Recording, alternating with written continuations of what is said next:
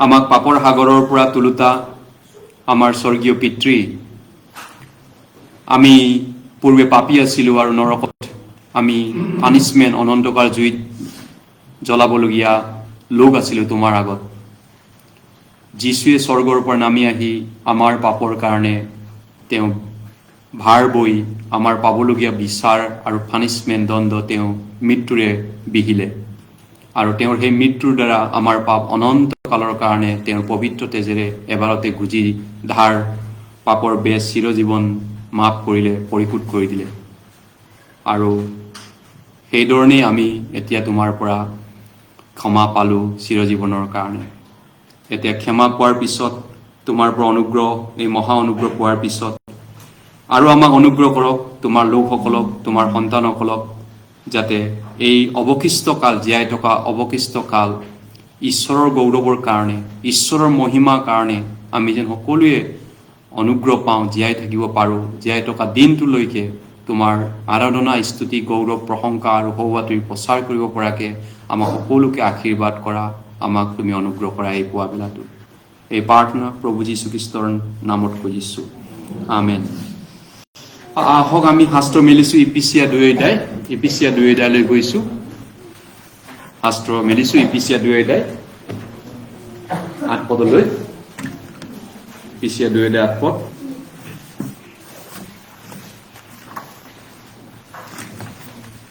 ইপিচিয়া 2 অধ্যায় 8 পদ। ইপিচিয়া 2 অধ্যায় 8 পদ।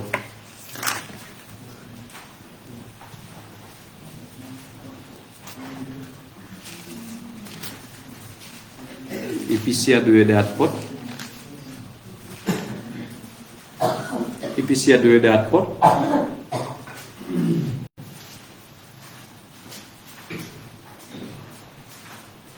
আমি একেলগে পঢ়িছোঁ ইপিচিয়া 2 অধ্যায় 8 পদ। যদি আপুনি শাস্ত্ৰ মেলিছে নতুন নিয়ম বাইবেল উলিয়াব আৰু একেলগে আমি পাঠ কৰিম এই পদ। কিয়নো অনুগ্ৰহেৰে বিশ্বাসৰ দ্বাৰাই তোমালোকে পৰিত্ৰাণ পালা, আৰু সেয়ে তোমালোকৰ পৰা নহয়, ঈশ্বৰৰহে দান। যোৱা আগৰ সপ্তাহ যে আমি বাইবেল সমাৰোহত আছিলোঁ, আচলতে আমি বহুত গমেই নাপালোঁ। যোৱা ছানডেটো আমাৰ সমাৰোহতে গুচি গ'ল। গতিকে আমি কিছুমান কাম এতিয়ালৈকে অলপ সমাৰোহত বুলি ক'লে আচলতে দিনটো গুচি যায়তো, দিনটো সমাৰোহত বিজি হয়।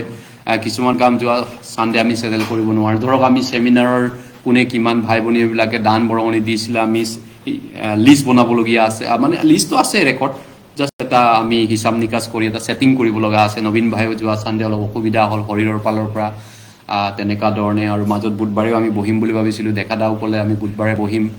অলপ তেনেকৈ কিবা কিবি অলপ মিলাব নোৱাৰাৰ কাৰণে আমাৰ এইটো বাকী আছে। আজি আমি চাৰ্চৰ মূল সহভাগিতাৰ পিছত কৰিম। আৰু যিসকলে দান বৰঙণি দি এই সমাৰোহ সহায় কৰিলে সেই সকলোকে মই ধন্যবাদ দিছোঁ। ঈশ্বৰৰ ফালৰ পৰা ঈশ্বৰে আপোনাক যি অনুগ্ৰহ দিলে, সেই অনুগ্ৰহ যেন আগন্তুক দিনতো ঈশ্বৰে আপোনাক দিয়ক। আনকি কিছুমান অনলাইনত থকা, যিসকল অনলাইনত শুনে, দূৰ দূৰণিত থকা লোকেও দান বৰঙণি দিছিলে। গ্ৰুপত কিছুমানে দিছে, কিছুমানে তেনেকৈ 200, 300, 500, 2000 পৰ্যন্ত দিছে, নহয় জানো? কেইজনমান, বৰ বেছি নাই, 4-5জন মানুহ তেনেকৈ সহায় কৰা, আমাক সমাৰোহ পাতোতে আমাক সহায় কৰা মানুহ গুৱাহাটীৰ বাহিৰৰ পৰাও দিছে, এইটো কৈছোঁ। আমাৰ যিটো মণ্ডলীৰ মানুহ আছে তেওঁলোকৰটোতো আমাৰ হাতত লিষ্ট আছেই। গতিকে যিয়ে নহওক, আপোনালোক সকলোকে ঈশ্বৰে মংগল কৰক। এই বছৰো 2025 চন এতিয়া বৰ্তমান চলি আছে, আৰু 2025 চনটোক ঈশ্বৰে তেওঁৰ কামত, তেওঁৰ এই পবিত্ৰ শুভবাতৰি, পবিত্ৰ ঈশ্বৰৰ অনুগ্ৰহ বাৰ্তা বিলাবৰ কাৰণে ঈশ্বৰে যেন প্ৰত্যেকক অনুগ্ৰহ দান কৰক, এই প্ৰাৰ্থনা মই কৰিছোঁ। ঈশ্বৰে যেন প্ৰত্যেকক অনুগ্ৰহ কৰে, ঈশ্বৰে দয়া কৰে, ঈশ্বৰে আশীৰ্বাদ কৰক, যাতে আপুনি ঈশ্বৰৰ কাৰণে জীয়াই থাকিব পাৰে, ঈশ্বৰৰ গৌৰৱৰ কাৰণে আপুনি এই বছৰটো জীয়াই থাকিব পাৰে। সেয়াও ঈশ্বৰৰ পৰা লাগিব, ঈশ্বৰৰ পৰা দিব লাগিব। নহ'লে বেমাৰৰ হস্পিটেলত দৌৰি থাকিব লাগিব, নহ'লে কোনোবা আলহী অতিথিক ব্যস্ত থাকিব লাগিব, নহ'লে পাপী মানুহৰ কাৰণে দৌৰি থাকিব লাগিব, নহ'লে সংসাৰৰ কামত ব্যস্ত থাকিব লাগিব, নহ'লে আপুনি কিবা কিবি জেঙত পৰিব, কিবা কিবি অদৰকাৰী আননেচেচাৰী খৰচা আপুনি কৰি থাকিব লাগিব। ঈশ্বৰৰ কামত দিব লগা পইচা আপুনি জগতত দিব লাগিব, ক'ৰবাত পুলিচক দিব লাগিব, কেতিয়াবা হস্পিটেলত গুচি যাব, বিভিন্ন আল্টু ফাল্টুকে খৰচাবিলাক অদৰকাৰী কামত গুচি যাব আপুনি ঈশ্বৰৰ কামত দিব লগা পইচা বেলেগক দিবলগীয়া হ'ব পাৰে গতিকে সেইখিনিৰ পৰাও আমাক বাচিবৰ কাৰণে ঈশ্বৰৰ অনুগ্ৰহ লাগে আমাক যাতে আমি এক পইচাও সঠিক কামত খৰচা কৰিব পাৰোঁ এক পাই আমি শুদ্ধ পবিত্ৰ কামত খৰচা কৰিব পাৰোঁ আপোনাৰ পইচাখিনিৰ কথা কৈছোঁ ঈশ্বৰৰ গৌৰৱৰ কাৰণে যাতে আপুনি জীয়াই থাকিব পাৰে সেইটো জগতত আমাৰ বহুত আননেচেচাৰী খৰচাবিলাক হয় মাজে সময়ে যিয়ে নহওক আজি সেই বিষয়টো লৈ বিশেষ আমি আলোচনা কৰিব বিচৰা নাই ইপিচিয়া 2:8 পদ মই আকৌ এবাৰ পঢ়ি দিছোঁ ইপিচিয়া 2:8 পদ কিয়নো অনুগ্ৰহেৰে বিশ্বাসৰ দ্বাৰাই তোমালোকে পৰিত্ৰাণ পালা আৰু সেয়ে তোমালোকৰ পৰা নহয় ঈশ্বৰৰহে দান ইয়াত অনুগ্ৰহেৰে বিশ্বাসৰ দ্বাৰাই তোমালোকে পৰিত্ৰাণ পালা অনুগ্ৰহ মানে কি আপোনালোকে কেনে বুলি ভাবিছে অনুগ্ৰহ ডিকচনেৰী মিনিংটো কি চৰকাৰে কেতিয়াবা ব্যৱহাৰ কৰে এই শব্দটো CMA কয় আগৰ দিনতো যিবিলাক টিচাৰ শিক্ষকৰ ল'ৰা শিক্ষক মৰি গৈছিলে দেউতা ফাদাৰ টিচাৰ আছিলে আগৰ দিনত কি কৰিছিলে টিচাৰ মৃত্যু হ'লে তেওঁৰ পুতেকক যোগ্য নোহোৱাকেও অনুকম্পামূলক চাকৰি এটা দি দিয়া হৈছিল টিচাৰ পদত দিয়া হৈছিল গ্ৰেছ মাফ কৰি আনকি আজিৰ পৰা 20-25 বছৰ আগত মেট্ৰিকত ফেল কৰা ল'ৰা ছোৱালীবিলাকো এটা চিষ্টেম আছিলে বৰ্ডৰ কি আছিলে গ্ৰেছ নম্বৰ দি পিনি পাছ কৰাই দিছিলে গ্ৰেছ মাৰ্ক পাই পিনি পাছ কৰিছিলে তেনেধৰণৰ দিন আগত আমি শুনিছোঁ অনুকম্পামূলক বা অনুকম্প গ্ৰেছ মানে কি ফ্ৰী যিটো ফ্ৰী কয় সেইটো গ্ৰেছ বুলি কয় বিনামূল্যে পোৱাটো যিশুৱে মতি 10:8 কৈছে 8 পদত বিনামূল্যে পালা বিনামূল্যে দিয়া তে কি পাইছো আমি বিনামূল্যে আপুনি ভাবি চাওক যিশুৱে কৈছে যে তোমালোকে বিনামূল্যে পালা বিনামূল্যে বিলাবা মানুহকো দিবা আমি ঈশ্বৰৰ পৰা বিনামূল্যে কি পাইছো অৱশ্যে নেচাৰেলি যদি আমি চাওঁ প্ৰকৃতিগতভাৱে চাওঁ আমাৰ নেচেচাৰী যিবিলাক বস্তু আছে প্ৰয়োজনীয় বস্তু যেনে বায়ু পানী বতাহ সেইবিলাক ঈশ্বৰৰ পৰা আমি বিনামূল্যে পাইছো ঈশ্বৰৰ মমতা ঈশ্বৰৰ কৰুণা ঈশ্বৰৰ কৃপা ঈশ্বৰৰ দয়া এই গুণটোৰ কাৰণে আমি নেচেচাৰী যিবিলাক মূল বস্তু ঈশ্বৰৰ যিটো কম্পেশ্যন ঈশ্বৰৰ যিটো দয়া মমতা তেওঁৰ কাইণ্ডনেছ তেওঁৰ দয়ালু চিত্ৰ মৰমীয়া হোৱা কাৰণে আমি বায়ু পানী বতাহ বিশ্বত চবতে ফিৰি আছে হয়নে নেচাৰেলি চবকে প্ৰকৃতিগতভাৱে বায়ু পানী বতাহ আপুনি চাইনাত গ'লেও সেই বায়ু পানী বতাহ খাব পাৰে আমেৰিকাত গ'লে লণ্ডনত গ'লে আফ্ৰিকাত গ'লে বিশ্বত এইটো ঈশ্বৰে নেচাৰেলি ফ্ৰী কৰি দিছে প্ৰয়োজনীয় আটাইতকৈ দৰকাৰী বিষয়টো এতিয়া আমি গ্ৰেছ অনুগ্ৰহেৰে বিশ্বাসৰ দ্বাৰাই পৰিত্ৰাণ পাইছো বাইবেলে কৈছে পৰিত্ৰাণো ঈশ্বৰৰ এটা দয়া হয় ঈশ্বৰৰ এটা কৰুণা হয় ঈশ্বৰৰ এটা মমতা হয় ঈশ্বৰৰ এটা পাপীলৈ গিফ্ট হয় পাপী মনুষ্যলৈ এটা বৰদান হয় প্ৰেজেন্ট হয় উপহাৰ হয় কি হিচাপত দিছে সেই প্ৰেজেন্ট উপহাৰ সেই বিষয়টো আমি অলপ ভাল ধৰণে যদি ভাবি চাওঁ যে ঈশ্বৰৰ কৰুণা ঈশ্বৰৰ দয়ালু চিত্ৰ হোৱাৰ কাৰণে ঈশ্বৰে আমাক সেই গিফ্ট দিছে বিনামূল্যে দিছে ধৰক আপুনি কেতিয়াবা গিফ্ট পাইছেনে প্ৰেজেন্ট মই যেতিয়া এটা বেলেগ মণ্ডলীত আছিলোঁ তেতিয়া প্ৰায় 80 বছৰৰ এজন বৃদ্ধ মানুহে মোক কৈছিলে ঈশ্বৰে আমাক উপহাৰ দিছে প্ৰেজেন্ট গিফ্ট বৰদান দিছে কি কেনেকুৱা এই প্ৰেজেন্ট দিছে প্ৰেজেন্টটোকে আজিকালি ব্যৱহাৰ কৰে সেই এলেকাৰ মানুহে কিয় আজি বিয়া এখন আছে আজি কিবা শান্তি তুলনি বিয়া আছে কি কৰিব প্ৰেজেন্ট কিনিব যাওঁ দোকানলৈ প্ৰেজেন্ট কিনিব যায় আপুনি হয় তেওঁ কৈছো খুৰা আপুনি প্ৰেজেন্ট কিনিব মই প্ৰেজেন্ট কিনিব যাওঁ তেনে আপোনাক ঈশ্বৰে মোক প্ৰেজেন্ট কিবা এটা দিছে উপহাৰ দিছে আৰু সেই উপহাৰ আনকি গোটেই বিশ্বৰ সম্পত্তি বিশ্বখন বিক্ৰী কৰিও সেই উপহাৰৰ মূল্যটো আমি দিব নোৱাৰো আমাৰ প্ৰাণৰ এটা আত্মাৰ মূল্যটো নহয়নে যোৱা আমি সেমিনাৰত যিসকলে শুনিছে তেওঁলোকক মই বিশেষকৈ ধন্যবাদ দিছোঁ যিসকলে ইমান কষ্ট কৰি 3 দিন শুনিছে বা পৰিশ্ৰম কৰিছে মেহনত কৰিছে তেওঁলোকক মোৰ পাৰৰ পৰা বহুত শুভেচ্ছা জনাইছোঁ আৰু যিসকলে আনক শুনাবলৈ দুই এজনে বন্ধু বান্ধৱক শুনাবলৈ চেষ্টা কৰিলে তেওঁলোকক মই বহুত ধন্যবাদ আৰু বহুত প্ৰাৰ্থনা কৰিছোঁ তেওঁলোকৰ কাৰণে যাতে ঈশ্বৰে আপোনাক এই পবিত্ৰ কামত আৰু ব্যৱহাৰ কৰক নহয়নে? কাৰণ ইয়াতকৈ আৰু মহান পবিত্ৰ কাম কি আছে এজন ঈশ্বৰৰ সন্তানৰ কাৰণে? কাৰণ গোটেই জগততকৈ এটা আত্মাৰ মূল্য বেছি কৈছে।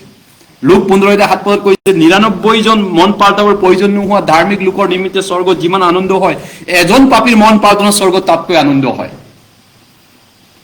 এটা মেয়ৰ মূল্য কিমান? এটা ভেড়া। মুলুক মতি 16:26 কৈছে গোটেই জগত, কাৰণ কোনো মানুহ গোটেই জগতখন পায়ো নিজৰ প্ৰাণটো যদি হানি কৰে, নিজৰ জীৱনটো হেৰুৱাই তেওঁৰ কি লাভ থাকিল কৈছে।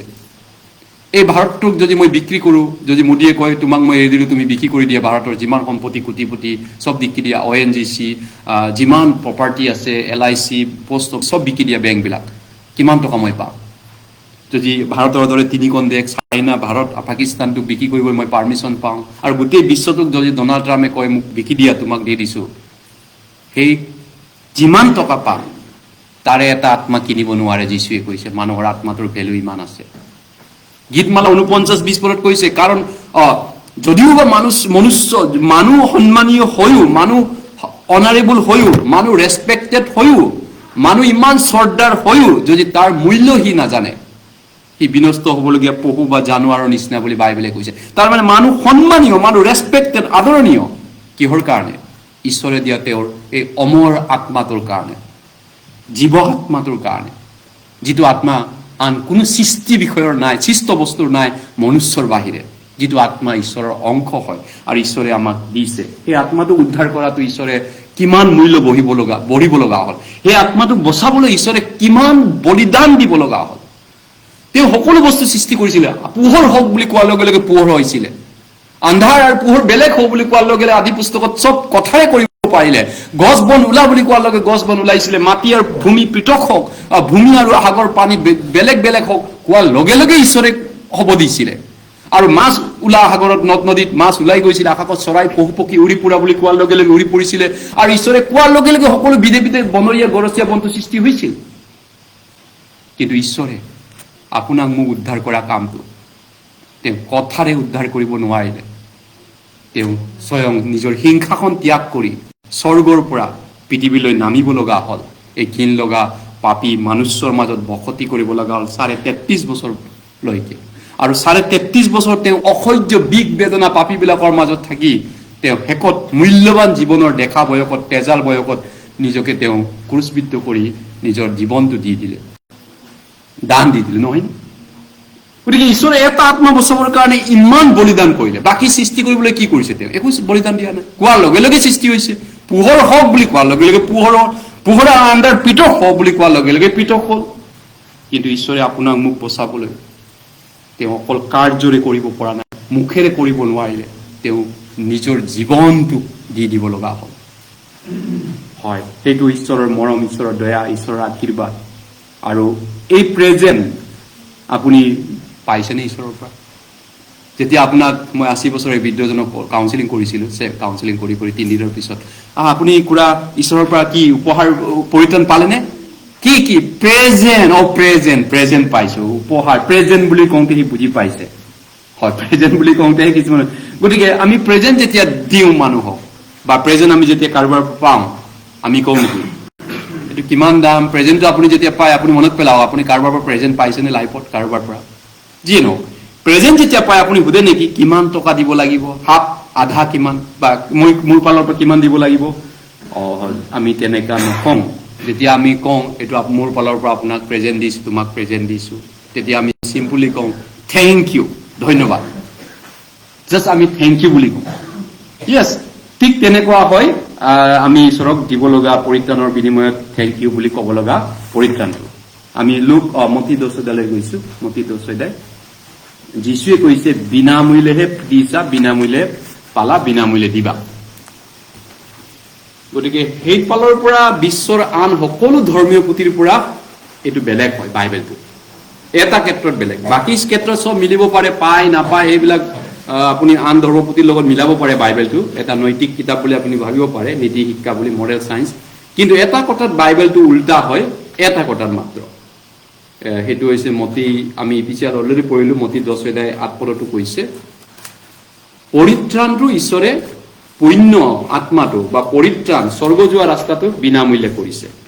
আন সকলো ধৰ্মপতিয়ে কৈ আছে কৰা কৰা চেষ্টা কৰা চেষ্টা কৰা সবেই কৰা বুলি কৈছে আল্লাহে কৈছে কৰা কুৰবানী কৰা বা নিজৰ কি কয় এইটো জেহাদ হৈ যোৱা এনে ধৰণৰ আল্লাহৰ কথা কৈ আছে কিন্তু আন ভাগৱত গীতাৰ কৃষ্ণ বুলিও কয় মানুহে কৃষ্ণ বা কিবা কৰ্ম ফল কৰিলে ফল পাব কৰ্ম ফল কৰিলে পাব কিন্তু বাইবেলে সকলো পুথিৰ পৰা বিশ্বৰ সকলো পুথিৰ পৰা পৃথক কৈছে 10:8 কৈছে যে নৰিয়াবিলাকক 8:10 মতি 10:8 নৰিয়াবিলাকক সুস্থ কৰিবা মৃতবিলাকক তুলিবা কুষ্ঠ ৰোগীবিলাকক সুচি কৰিবা ভূতবোৰক খেদাবা এইটো ইয়াৰ পৰা একেলগে পঢ়ো বিনামূল্যে তোমালোকে পালা বিনামূল্যে দান কৰিবা বিনামূল্যে আমি কি পাইছো ঈশ্বৰৰ পৰা স্বৰ্গ যোৱাৰ আশা পাইছো গতিকে এতিয়া দেশৰ পৰিস্থিতি এনেকা লৈ গৈছে কোনোবাই কিতাপ লিখিছে যে ধৰ্মান্তৰণ হৈছে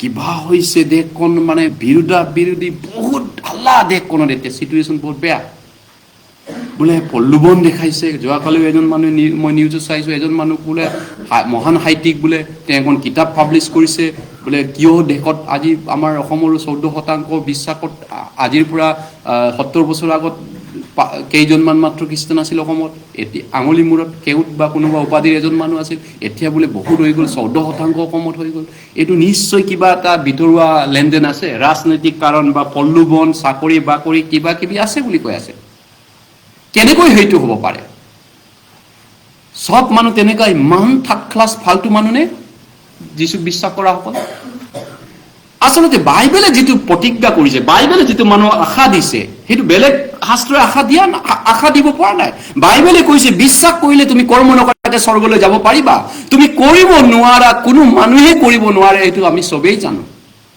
সব নামঘৰ সব মছজিদত কিমান মানুহে ধৰ্ম কৰ্ম পালন কৰি জাকাত দি হিতু কৰি নীতি নিয়ম কৰি ভাগৰি গৈছে কিন্তু বাইবেলে কৈছে একো কৰিব নালাগে তুমি স্বৰ্গলৈ যোৱাটো পাক্কা গ্যাৰান্টি আছে তেন্তে কোনে ৰখাব পাৰিব মানুহক স্বৰ্গলৈ যোৱা ৰাস্তাৰ পৰা গোটেই বিশ্বতন্ত্ৰ লাগি গলেও মানুহক সেইটো এই সত্যৰ পৰা কোনে বচাব পাৰিব গতিকে বাইবেল শাস্ত্ৰই কৈছে বিনামূল্যে পাইছা বিনামূল্যে দিয়া তাৰ মানে স্বৰ্গ যোৱাটো বাইবেলে মানুহক নিকিন দৰিদ্ৰৰ পৰা ধনীৰ পৰা আৰম্ভ কৰি সামান্য ভিক্ষাৰী ৰোগীয়া বিভিন্নৰ পৰা সকলো শ্ৰেণীৰ মানুহক এইখন শাস্ত্ৰই গ্যাৰান্টি দিছে স্বৰ্গ যাবলৈ সব মানুহৰ এইটো আশা আছে স্বৰ্গ যাবলৈ কাৰ আশা নাই গতিকে ডেফিনেটলি মানুহে স্বৰ্গ যাবলৈ ইচ্ছা কৰিব তাক কোনে বাধা দিব পাৰিব গোটেই ভাৰতৰ চৰকাৰ যন্ত্ৰ লাগক বিশ্ব যন্ত্ৰ লাগক মোৰ অন্তৰত মই যাক বিশ্বাস কৰিম সেইটো মোৰ ভিতৰুৱা কথা মোৰ পাৰ্সোনেল মোৰ জন্মগত ৰাইট মোৰ ফান্ডামেন্টাল ৰাইট সেইটো কোনোবাই জাপি দিবলৈ কোন ইয়েস সকলো ক্ষেত্ৰত প্ৰলোভনৰ কথা আছেনে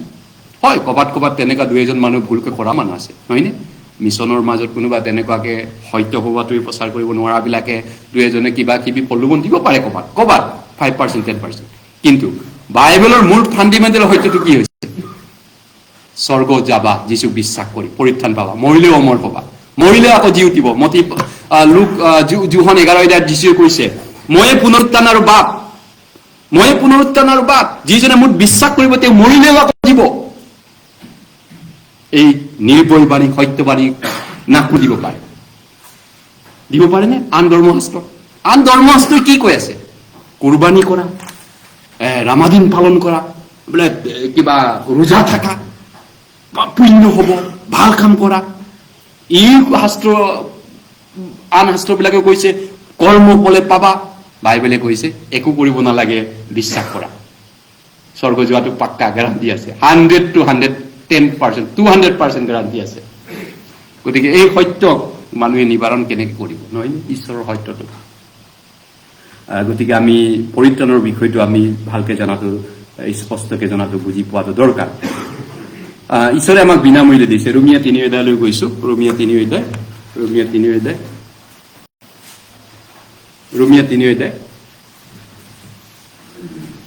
ফ্ৰী গিফ্টৰ কথা পাতি আছো আমি যাম স্বৰ্গলৈ আমি যাম নহয়নে অকল নহয় স্বৰ্গলৈ যোৱাটো পাক্কা আছে সেইটোৱে আমি যাম স্বৰ্গলৈ যাম হয়নে গতিকে স্বৰ্গলৈ যাম মোৰ মনত থাকিব কিন্তু মই গীৰ্জালৈ নহয় অকল স্বৰ্গলৈ যামটো মই লগাই দিছো আপোনাক আপুনি স্বৰ্গলৈ যোৱাটো পাক্কা কৰিবলৈ বাকী আছে কিন্তু হয় কিমান ক'লো ৰোমিয়া 3 অধ্যায় 24 পদ ইয়েস ৰোমিয়া 3 অধ্যায় 24 পদ ৰোমিও 3:24 পদ। আহক আমি ৰোমিও 3:24 পদ একেলগে পাঠ কৰিছো। Roman chapter 3:24। কিন্তু খ্ৰীষ্ট যীশুত যি মুক্তি তাৰ দ্বাৰাই ঈশ্বৰৰ অনুগ্ৰহ বিনামূল্যে ধাৰ্মিক বুলি গণিত হয়। খ্ৰীষ্ট যীশুত যি মুক্তি তাৰ দ্বাৰাই ঈশ্বৰৰ অনুগ্ৰহ বিনামূল্যে ধাৰ্মিক বুলি গণিত হয়। বিনামূল্যে, মূল্য মানে কি? মূল্য দিব লাগিব, নহয় নে? আন শাস্ত্ৰবিলাক কৈছে। ৰামায়ণত কি কয়? ৰামায়ণ বুলি ক'লো কি কয়? কোৰাণে কৈছে মূল্য দিব লাগিব তুমি স্বৰ্গ যাবলৈ হলে, আল্লাহৰ ওচৰত যাবলৈ হলে। কি মূল্য? বছৰেকত 1 মাহ ৰোজা থাকিব লাগিব, তুহ গিলিব নোৱাৰিব, ভাত পানী খাব নোৱাৰিব, তাৰ মাজতে চুৰ ডকাইত কৰি অজস্ৰ মানুহ খাইও আছে। সেই মাহটোতো গুলি চলে, উগ্ৰপন্থী চলে, কিবা কিবি চলে, বিশ্বত কি নচলে। কিন্তু অন্ততঃ তেওঁলোকে কয় যে কিবা কৰিব লাগিব, কৰ্ম কৰিলেহে পাবা পুণ্য, নহয় নে? ভৰিব লাগিব মূল্য। মই কৈছো ইতিমধ্যে আমাৰ ভাগৱত গীতা পঢ়া মানুহবিলাক বা জানে, তেওঁলোকে কয় কৰ্ম ফল পাব। কৰ্ম কৰিলে স্বৰ্গত যাবি, কৰ্ম নকৰিলে নাযাবি।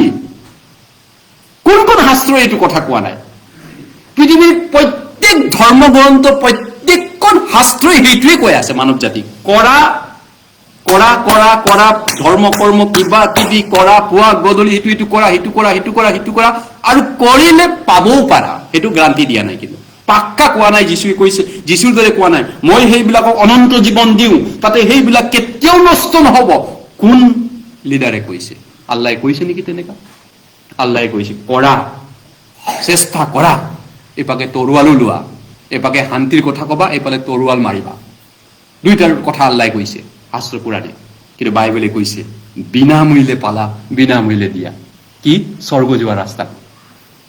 স্বৰ্গ যোৱা ৰাস্তাত টিকেটৰ পইচা আপুনি দিব নালাগে। এইটো এটা ফ্ৰী কষ্ট, ফ্ৰী, ন' চাৰ্জ, মূল্য দিব নালাগে। মূল্য ঈশ্বৰে আপোনাৰ মোৰ বদলি যীশুৱে দি দিলে। গতিকে বিনামূল্যে ঈশ্বৰৰ অনুগ্ৰহত আমি ধাৰ্মিক বুলি গণিত হয়।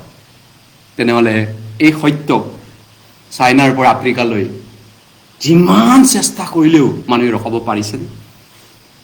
আজি তাৰণা পাইছো বুলি মানুহে কয়। UP বা উৰিষ্যা, বিহাৰ তাৰণা বহুত আৰু হৈছে। অসমতো তাৰণা, অৰুণাচলত কি হৈ আছে? অৰুণাচলৰ দৰে, মণিপুৰৰ দৰে চিটুৱেশ্যন এটা হ'বলৈ গৈ আছে বুলি কৈ আছে। অৰুণাচল এটা তাৰ জনজাতীয় যিবিলাক লোকসকল, ট্ৰেডিশ্যনেল জনজাতীয়, আৰু এতিয়া যিবিলাক খ্ৰীষ্টীয়, এৰাউণ্ড 30-40% খ্ৰীষ্টিয়ান, তেওঁলোকৰ মাজত এটা বিভাজন এটা আনিবলৈ চেষ্টা কৰিছে, নহয়নে? আৰু মণিপুৰত যেনেকৈ বিভাজন অনা হয়। কিন্তু সত্যটো কি? সত্যটো মানুহ, যিটো সত্য, স্বৰ্গত যোৱা ৰাস্তাটো মানুহ লুকাব নোৱাৰে নহয়, এইটো টমাব নোৱাৰে ন, ৰখাব নোৱাৰে নহয়। গতিকে এই সত্য আফ্ৰিকান মহাদেশ হওক, এছিয়ান হওক, ইউৰোপ হওক, যিমান কণ্টিনেণ্ট আছে, যিমান দেশ আছে, 260খন দেশ আছে প্ৰায়, নহয়নে? এই গোটেই দেশত মানুহে যীশুৰ নামত গান গাই আছে, যীশুক স্তুতি কৰিছে। মই কোৱা নাই চবে পৰিত্ৰাণ পোৱা বুলি, চবেই পৰিত্ৰাণ পাই তেওঁলোকে গান গাইছে বুলি কোৱা নাই। অসমতে কিমান জাতি গোষ্ঠী আছে, নহয়নে? প্ৰত্যেকখন জাতি গোষ্ঠীৰে খ্ৰীষ্টীয় গীত কিতাপ আছে, প্ৰত্যেকে স্তুতি আৰাধনা কৰে। ইউটিউবত চাৰ্চ কৰিছো, মই বহুত গীত শুনি আছো এইকেইদিন। খ্ৰীষ্টিয়ান গানবিলাক, অসমীয়া হওক, জনজাতীয় লোকৰ খ্ৰীষ্টিয়ান গানবিলাকেই হওক, বা হিন্দী হওক, তামিল হওক, তেলেগু হওক, পাঞ্জাবী হওক, কানাড়া হওক, উৰিয়া হওক, মাৰাঠী হওক, খ্ৰীষ্টীয় গান, মিজো হওক, নাগা হওক, এনেকা নহয়। সকলো বিশ্বৰ চুকে কোণে এজন ব্যক্তিক মানুহে নমো কৰিছে, তপস্যা কৰিছে। সকলো জাতিৰ মাজত তেওঁৰ আৰাধনা কৰা মানুহ পাব। ইয়াৰ পৰা আপুনি কোনোবা এখন দেশত গ'লে হয়তো আল্লাহৰ মানুহ নাপাব, কোনোবা জেগাত ক'ৰবাত দেশত আল্লাহৰ মানুহ এটাও নাই। বহুত দেশততো ৰামায়ণ গীতা পাৰত এইবিলাক নাম নজনা দেশ আছে বিশ্বত। 2-3খন মানুহ দেশতে চলে, নহয়নে? এনেই মেজৰিটি হিচাপত ইণ্ডিয়া, ভাৰত আৰু নেপাল আৰু ফিজি আৰু কেইখনমান দেশত, আৰু বাকী অলপকৈ এনেই বিভিন্ন কামত সিঁচৰিত হৈ আছে সেই আমাৰ দেশৰ মূল ধৰ্মীয় মানুহবিলাক। কিন্তু যীশুক বিশ্বাস নকৰা মানুহ বিশ্বত ক'তো নাই। যীশুৰ গান নোগোৱা মানুহ জাতি এটাও নাই বিশ্বত। যিমান কাটাৰনাক আপুনি তালিবান দেশত কি কয়, তালিবান আফগানিস্তান হওক বা ইৰাণ হওক, তাতো যীশুক বিশ্বাস কৰা মনে মনে মানুহ আছে। এজন ব্যক্তিক, এজন পুৰুষক ইমান মানুহ সন্মান শ্ৰদ্ধা কিয় কৰিছে, আৰু ৰখাব কিয় পৰা নাই তেওঁক সেৱা কৰাৰ পৰা? তেওঁ আমাক কি উপকাৰ কৰিলে মানৱ জাতিক? পাচনি কৰ্ম 4:12 কৈছে আন কাটো পৰিত্ৰাণ নাই স্বৰ্গৰ তলত মানুহৰ মাজত দিয়া এনে আন কোনো নাম নাই যাৰে আমি পৰিত্ৰাণ পাব পাৰো হয়নে ইয়েস আমি ঈশ্বৰৰ পৰা যি বিনামূল্যে অনুগ্ৰহৰ দ্বাৰা দানী বুলি কৈছে বিনামূল্যে পাইছো নহয়নে আমি ইপিচিয়া ৰোমিয়া 4:তে আছো 14 আৰু 15 পদ ৰোমিয়া 4:তে আজি অনুগ্ৰহৰ বিষয়ে চাইছো ঈশ্বৰৰ অনুগ্ৰহৰ পৰিত্ৰাণৰ বিষয়ে আজিৰ বিষয়টো অনুগ্ৰহ পৰিত্ৰাণ ৰোমিয়া 4:তে আছিল গ্ৰেছৰ বিষয়ে চাইছো আজি গ্ৰেছ 4:14 পদ সৰি 14 আৰু 15 পদ 15 আৰু 16 পদ আচলতে ৰোমিয়া 4:15 আৰু 16 পদ এই কাৰণে যিহতে সেই প্ৰতিজ্ঞা 15 আৰু 16 পদ কিয়নো বিধানে ক্ৰোধ সাধন কৰায় কিন্তু যত বিধান নাই তাত উলংঘনো নাই 16 পদ এই কাৰণে যিহতে সেই প্ৰতিজ্ঞা সকলো বংশলৈ অৰ্থাৎ কেৱল বিধানৰ দ্বাৰাই ধাৰ্মিক হোৱাবিলাকলৈ নহয় কিন্তু আব্ৰামৰ বিশ্বাসৰ দ্বাৰাই ধাৰ্মিক হোৱাবিলাকলৈকো যেন থিৰ কৰা থাকে তাৰ কাৰণে অনুগ্ৰহৰ দৰে তেওঁবিলাক উত্তৰাধিকাৰী হ'বলৈ তেওঁবিলাকক উত্তৰাধিকাৰ বিশ্বাসৰ দ্বাৰাইহে হয় আল্লাহৰ মানুহবিলাকে এইটো আব্ৰামক খুব বিশ্বাস কৰে ইব্ৰাহিম বুলি তেওঁলোকে মানে ইব্ৰাহিম বুলি কয় নে কিন্তু তেওঁলোকে কি ভুল বুজিছে যে আব্ৰামে বিশ্বাস কৰি ধাৰ্মিক হৈছিল কৰ্ম কৰি নহয় আদি পুস্তক 15:7 পদত কৈছে 6 পদত কৈছে ঈশ্বৰ আব্ৰামে ঈশ্বৰক বিশ্বাস কৰাত সেই বিশ্বাসক ঈশ্বৰে ধাৰ্মিকতাৰ বুলি গণনা কৰিলে বুলি কৈছে নে তেওঁলোকে পুৰণা নিয়ম বিশ্বাস কৰে এই কপিটোৱে কোৰানটোৱে হেতুৱে কপি কৰিছে বাইবেলৰ কপিটোকে কিন্তু তেওঁলোকে ৰহস্য মিস্ত্ৰীটো তেওঁলোকে নাজানে যে আব্ৰামে কৰ্ম কৰি ধাৰ্মিক হোৱা নাই স্বৰ্গ যোৱা নাই বিশ্বাসেৰে তেওঁ ধাৰ্মিক হৈছে গতিকে আব্ৰামৰ দৰে হোৱা হলে তেওঁলোক আজি এই অৱস্থাত নাথাকিলেহেঁতেন নহয় নে ইছলামীয়া মানুহবিলাক ইমান দুৰ্দশা নহলেহেঁতেন নহয় নে নৰকত যাবলগীয়া ইমান নহলেহেঁতেন তেওঁলোকে গতিকে চাওক তেওঁলোকে কি ভুল কৰিছে যে তাৰ কাৰণে ইয়াত কৈছে যে আব্ৰামৰ কি কৈছে কিন্তু আব্ৰামৰ বিশ্বাসৰ দ্বাৰাই ধাৰ্মিক হোৱাবিলাককো যেন থিৰ কৰা থাকে ধাৰ্মিক হোৱাবিলাকলৈকো যেন থিৰ থাকে তাৰ কাৰণে অনুগ্ৰহৰ দৰে তেওঁবিলাক উত্তৰাধিকাৰ হ'বলৈ অনুগ্ৰহৰ দৰে উত্তৰাধিকাৰ স্বৰ্গৰাজ্যৰ অধিকাৰ আপোনালোকে জানে উত্তৰাধিকাৰ মানে কি বুজি পায়নে ইনহেৰিটেন্স বুলি কয় ধৰক আপোনাৰ পিতৃ মাতৃৰ ম্যাদী মাটি যদি 1 বিঘা আছে সেইটো আপুনি নেচাৰেলি উত্তৰাধিকাৰ সূত্ৰে চৰকাৰে আপোনাৰ নামত নামজাৰি কৰিব ৱাৰিছ বুলি কয় নহয় সেইটো আপোনাৰ জন্মগত অধিকাৰ ৱাৰিছ নামজাৰি সেইটো কৈ আপুনি কিনিব নালাগে আপোনাৰ দেউতাৰ প্ৰপাৰ্টি আপুনি অটোমেটিক পাব সেইটো কৈ উত্তৰাধিকাৰৰ অধিকাৰ হয়তো আপুনি বসুন্ধৰাতে এপ্লাই কৰক বা অন্য সিস্টেমতে কৰক সেইটো নেচাৰেলি আপুনি উত্তৰাধিকাৰ পাব ঠিক তেনেকে আমি স্বৰ্গৰাজ্যৰ উত্তৰাধিকাৰ কৰ্ম কৰি নাপাওঁ বিশ্বাস কৰি ঈশ্বৰে আমাক দিছে অনুগ্ৰহৰ দ্বাৰা তাৰ মানে স্বৰ্গ যোৱাটো অনুগ্ৰহৰ দ্বাৰা ঈশ্বৰে থিৰ কৰিলে কৰ্মৰ দ্বাৰা নহয় ঈশ্বৰৰ দয়া অনুগ্ৰহ মানে কি গ্ৰেছ মানে কি ঈশ্বৰে আপোনাক অনুগ্ৰহ কৰক দয়া কৰক আব্ৰামে ঈশ্বৰৰ পৰা অনুগ্ৰহ পালে নহয় নে কি কয় নোহাৰ দিনত গোটেই বিশ্বখন কলুকিত হৈছিল অধপতিত হৈছিল নহয় নে ভোজন পান বিয়া দি নাচ গান পাৰ্টি খাবাৰ্তা কৰি সব মানুহ কলুকিত বৰবাদ হৈ দুষ্টামি আৰু লম্পটেৰে বৰবাদ হৈছিল নোহাৰ দিনৰ মানুহবিলাক কি হৈছিল ঈশ্বৰে বানপানীৰে আনি গোটেই মানৱ জাতিক বিচাৰ কৰি পানিছমেণ্ট কৰিলে নহয় নে কি বাইবেলে কৈছে কিন্তু আদি পুস্তক 6:8 পদত কৈছে নোহে জিহুৱাৰ দৃষ্টিত অনুগ্ৰহ পালে আজিৰ পৰা মই 10 বছৰ 12 বছৰ আগত যেতিয়া মণিপুৰত গৈছিলো চুৰাচানপুৰ বুলি কোৱা খ্ৰীষ্টিয়ান এটা জেগা এনেকুৱা সেমিনাৰ পাতিবলৈ এটা দলৰ লগত গৈছিলো তেতিয়া সব খ্ৰীষ্টিয়ান তাত 100 to 100% খ্ৰীষ্টিয়ান কুকি বাইতে গাংতে বাইফে এইবিলাক নাৰ কিবা ধেৰ জাতি আছে নহয় 100 to 100 খ্ৰীষ্টিয়ান তেতিয়া দুজন মানুহ বাইবেল সেমিনাৰ ডাঙৰ এটা চাৰ্চত হৈছিলে প্ৰায় 500 মেম্বাৰ আছে ডাঙৰ গীৰ্জা তাত ডাঙৰ আমাৰ সিনিয়ৰ পাষ্টৰবিলাক সেমিনাৰ কৰি আছে সেমিনাৰৰ পিছত তাৰপিছত কাউন্সেলিং কৰিব দিয়ে কাউন্সেলিং এনেকুৱা বুথবিলাক বনাইছে ৰুমত মই কাউন্সেলিং ৰুমত বহিছো তাৰপিছত দুজন ল'ৰা আহিছে তেওঁলোকে মোক সুধিছে এজনে সুধিছে মোক আচ্ছা টেষ্টিং কৰিছে বাইবেল নলেজ কিমান আছে তাৰপিছত কৈছে ঈশ্বৰৰ প্ৰেম আৰু অনুগ্ৰহৰ মাজত কি পাৰ্থক্য আছে মোক কওকচোন আপুনি যদি পাৰে কি পাৰ্থক্য আছে ঈশ্বৰৰ love and grace what is different ঈশ্বৰৰ মৰম আৰু অনুগ্ৰহৰ মাজত কি পাৰ্থক্য আছে? হয়, কিবা এটা আছে নহয়? ঈশ্বৰে সকলোকে মৰম কৰিছিলে নোহাৰ দিনৰ মানুহবিলাকক, কিন্তু অনুগ্ৰহ কেইজনে পালে? নোহাই পালে বুলি বাইবেল লিখিছে, হয়নে? ইয়েছ, সেই অনুগ্ৰহৰ দ্বাৰা আমি অনুগ্ৰহ পোৱালো, হয়নে? যিসকলে আমি পৰিত্ৰাণ পাইছো, স্বৰ্গ যোৱা ৰাস্তা পাইছো, আমি ঈশ্বৰৰ পৰা অনুগ্ৰহ পোৱা লোক হয়, দয়া পোৱা লোক হয়, হয়নে? আমি চাওঁ তীত 3 কেইটামান বাইবেল পদ আমি চাওঁ ঈশ্বৰৰ অনুগ্ৰহৰ বিষয়ে পোৱা লোকৰ বিষয়ে বাইবেলে কি কৈছে।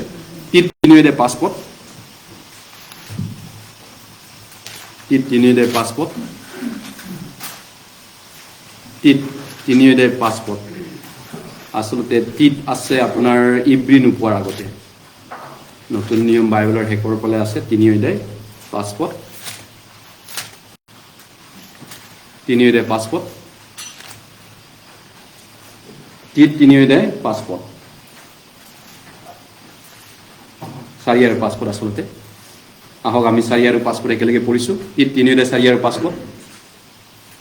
কিন্তু যেতিয়া আমাৰ ত্ৰাণকৰ্তা ঈশ্বৰৰ মধুৰ স্বভাৱ আৰু মনুষ্য জাতিলৈ প্ৰেম প্ৰকাশিত হ'ল, তেতিয়া আমি কৰা ধৰ্মকৰ্মৰ কাৰণে নহয়, কিন্তু তেওঁৰ নিজ দয়া অনুসাৰে নতুন জন্মৰ স্নান আৰু পবিত্ৰ আত্মাই নতুন কৰাৰ দ্বাৰাই আমাৰ পৰিত্ৰাণ কৰিলে।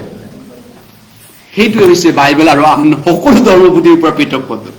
আন সকলো ধৰ্মকৰ্মই কৈছে আমি ধৰ্মকৰ্ম কৰাৰ কথা কৈছে, ধৰ্মকৰ্ম। আপুনি বাছত যাওক, ট্ৰেইনত যাওক, যিকোনো মানুহৰ লগত কথা পাতকচোন, চবেই ক'ব আমি কৰ্ম কৰিলে এদিন পাম, কৰ্ম কৰিব লাগিব।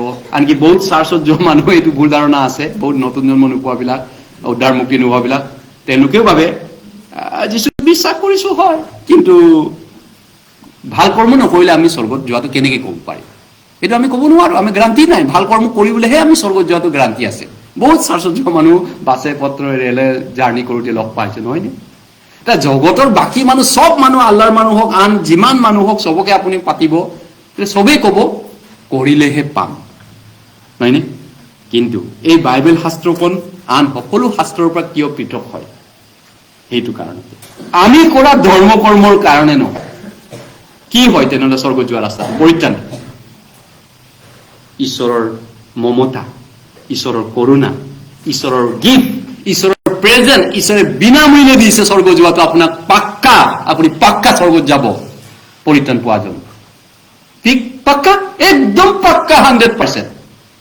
সেইকাৰণেতো গোটেই চাইনালৈকে যিচুৰ গান গাই আছে গোটেই বিশ্ব, লুকাই হলেও গাঁতৰ তলত। আজি চানডে চাইনাত এনেকে অপেনলি গীৰ্জা কৰিব নোৱাৰে, গম পায়নে? চাইনাত মাটিৰ তলত তেওঁলোকৰ গীৰ্জা আছে, মাটিৰ তলত লুকুৱাই পিনি, বা ক'ৰবাত জংঘলৰ মাজত তেওঁলোকে গোট খায় চাইনাত। আৰু আগৰ দিনত, ৰোমান বিলাকৰ দিনত খ্ৰীষ্টিয়ানক কিমান কষ্ট দিছিলে। ছালৰ বস্ত্ৰ পিন্ধি, ইব্ৰীত কৈছে ঘৰতেৰে ফালা হৈছিলে, তো খ্ৰীষ্টিয়ান হবিনে তোক ঘৰতেৰে ফালি পেলাম।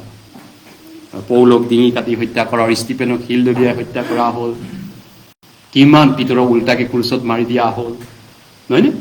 গতিকে তথাপিতো স্বৰ্গ যোৱা ৰাস্তা বন্ধ হৈছে জানো? স্বৰ্গ যোৱা ৰাস্তাটো মুকলি আছে এতিয়াও। চেমিনাৰ যেনে ক'লো ওপৰত খোলা আছে, স্বৰ্গ ইমান খোলা আছে। চেমিনাৰ আগদিনাখন চানডে মই কৈছো, কিন্তু মুকলি আছে। কিন্তু মানুহ কিয় যাব নোখোজে তালৈ? কিয় যাব পৰা নাই? ইমান ফ্ৰীকে ঈশ্বৰে গিফ্ট দিছে, নহয়নে মানৱ জাতিক? ইয়েছ, আমি কৰা ধৰ্ম কৰ্মৰ কাৰণে নহয়, দয়াৰ দনৰ ধনবান ঈশ্বৰে আমাক যি মহাপ্ৰেম কৰিলে, ইপিচিয়া 2:11 কৈছে।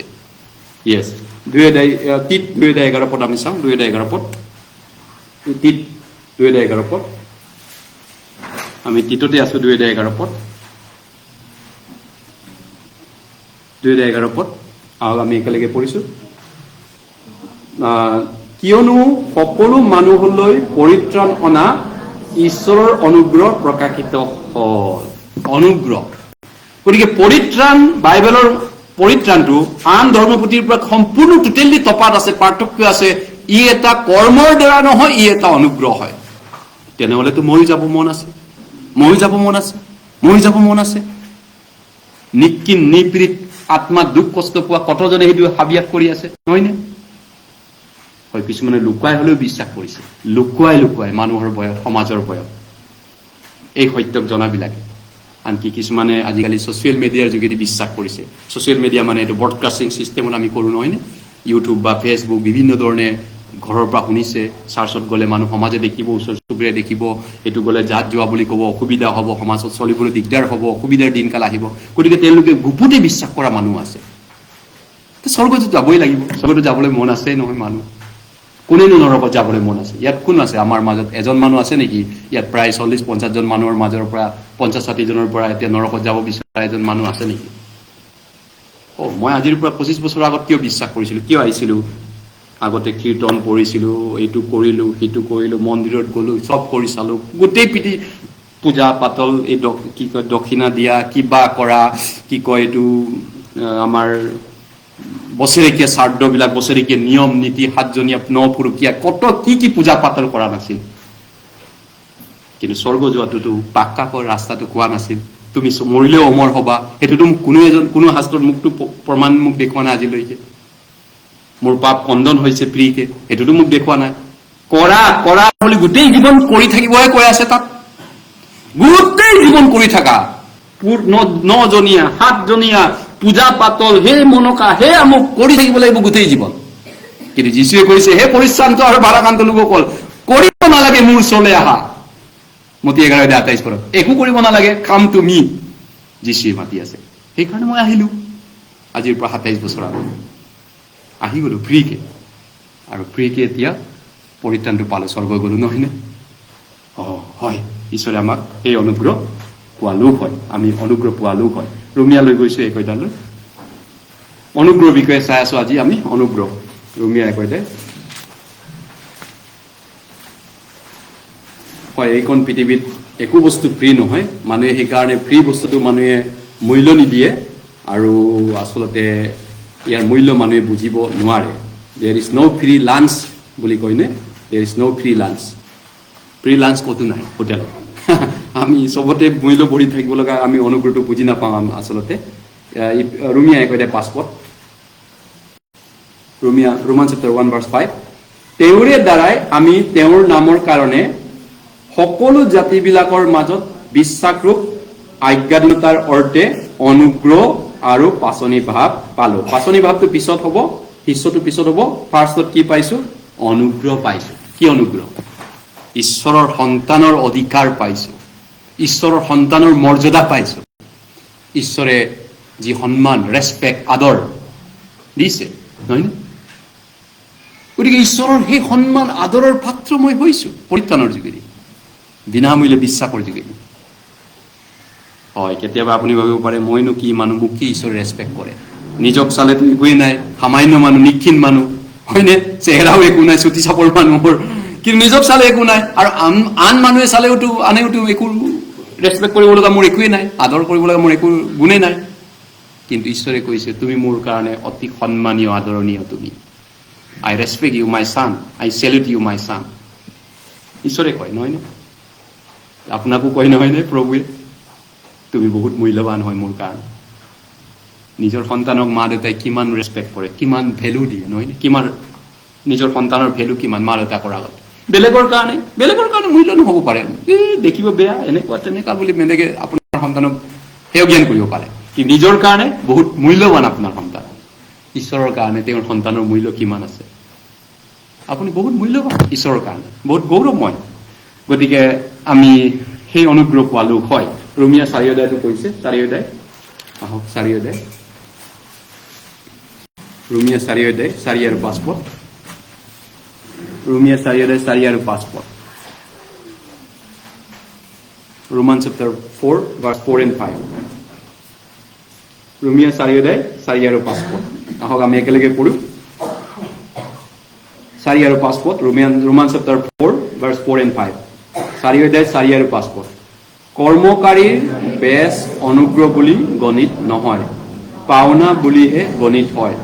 কিন্তু যিজনে কৰ্মকাৰী নহয়, ঈশ্বৰ ভক্তিহীনক ধাৰ্মিক বুলি গণিত কৰা জনাত বিশ্বাস কৰে, তেওঁ সেই বিশ্বাস ধাৰ্মিকতাৰ অৰ্থে গণিত হয়।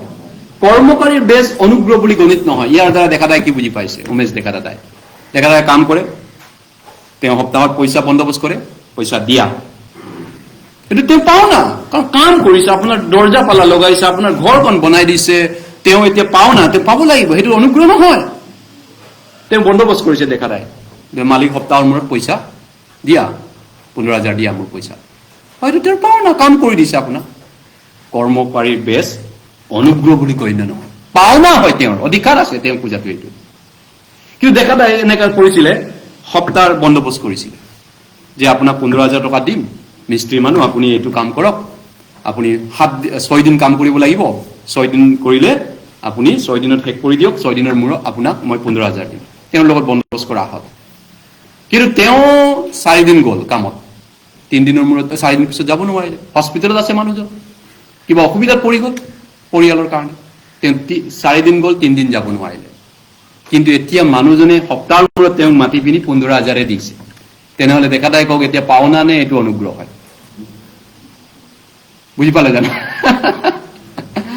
আপোনাৰ লগত বন্দোবস্ত কৰিছে এক্সাম্পল সবকে কৈছো কোনোবা আপোনাক 15,000 বন্দোবস্ত কৰিছিলে 6 দিন কাম কৰিলে 15,000 দিন কিন্তু তেখেতে 4 দিনে কৰিব পাৰিলে আৰু 2 দিন নোৱাৰিলে তেতে 15,000 তেওঁ পোৱাৰ যোগ্য নহয় কাৰণ তেওঁ বন্দোবস্ত আছিল 6 দিন পাক্কা এক সপ্তাহ কৰি দিলে তেওঁ 15,000 পাব কিন্তু তেওঁ নোৱাৰিলে তৎসত্ত্বেও মালিকে 15,000 সপ্তাহৰ মূৰত দিছে শনিবাৰ গধূলা এটা তেওঁৰ পাওনা নে অনুগ্ৰহ এইটো অনুগ্ৰহ স্বৰ্গ যোৱা ৰাস্তাও সেইটো আমি কোনেও স্বৰ্গ যাব পৰা আমাৰ পাৱাৰ নাই যে আমি কৰি দিব পৰা ঈশ্বৰক সন্তুষ্ট এইখিনি কৰিলো মই ইমানখিনি লেভেললৈ আহিলো স্বৰ্গ যাব পাৰো তেনেকা লেভেললৈ কোনো কৰি দিব পৰা এজন মানুহ নাই মনুষ্য নাই পৃথিৱীত সেইকাৰণে আমি সবে অনুগ্ৰহ পালো হয় গতিকে কৰ্মকাৰীৰ বেছ ইয়াত পাওনা বেছ হাজিৰাটো এইটো অনুগ্ৰহ নহয় পাওনা বুলিহে গণ্য হয় ইয়াত কিন্তু আমাৰ পৰিত্ৰাণটো ঈশ্বৰে সেইকাৰণে আমি পাওনা নহয় আমি অনুগ্ৰহ হয় আমি পোৱাৰ কোনো যোগ্যতা নাই আমি এজনো ডিজাৰ্ভ নহয় স্বৰ্গ যাব পৰা নহয় তেনেকা লোক নহয় কিন্তু কৰ্মকাৰী নহয় ঈশ্বৰ ভক্তিহীনক ধাৰ্মিক বুলি গণিত কৰা জনক বিশ্বাস কৰে তেতিয়াহ'লে সেই বিশ্বাসটো ধাৰ্মিকতাৰ অৰ্থে গণিত হয় এই ধাৰ্মিকতাৰ বিষয়ে আমি এদিন শিকিব লাগিব ধাৰ্মিকতা মানে কি কেনেকৈ আমি ধাৰ্মিক হৈছো ঈশ্বৰৰ নিচিনা কেনেকৈ ধাৰ্মিক হলো আৰু ঈশ্বৰৰ নিচিনা ধাৰ্মিক নহলে আমি স্বৰ্গ যাব নোৱাৰো কাৰণ ঈশ্বৰৰ নিচিনা লেভেললৈ নাহিলে ঈশ্বৰৰ ইকুৱেলি দিব নোৱাৰো স্বৰ্গত এতিয়া ঈশ্বৰৰ ইকুৱেল আমি ৰেছপেক্ট আদৰ সন্মান কেনেকৈ পালো অকল বিশ্বাসৰ যোগেদি সম্ভৱ বাইবেলে কৈছে আব্ৰাহামে মুচিয়ে বিশ্বাসৰ দ্বাৰা দায়িত্বে ওপৰত আছে অকল বিশ্বাসৰ যোগেদি ঈশ্বৰৰ লেভেলত পৌলিঙতে বহি আছে ফিলিপিয়া 3:2 কৈছে বিধানৰ পৰা ধাৰ্মিকতাৰে ধাৰ্মিক নহয় খ্ৰীষ্টত বিশ্বাস কৰাৰ দ্বাৰা ধাৰ্মিকতা পালো বুলি কৈছে পৌলে যীশুৰ ৰাইজৰ কাকত বহি আছে ঈশ্বৰৰ ৰাইজত নহয় নে স্বৰ্গত কেনেকৈ বিশ্বাসৰ যোগেদি অনুগ্ৰহৰ যোগেদি আৰু সেই অনুগ্ৰহ বিশ্বাস পোৱা লোকসকলে এতিয়া ৰোমিয়া আমি পঢ়ি আছো 4 অধ্যায় ইতিমধ্যে 15-16 পদ 4 অধ্যায় আমি পালো 5 অধ্যায়লৈ গৈছো এতিয়া 5 অধ্যায় 4 অধ্যায়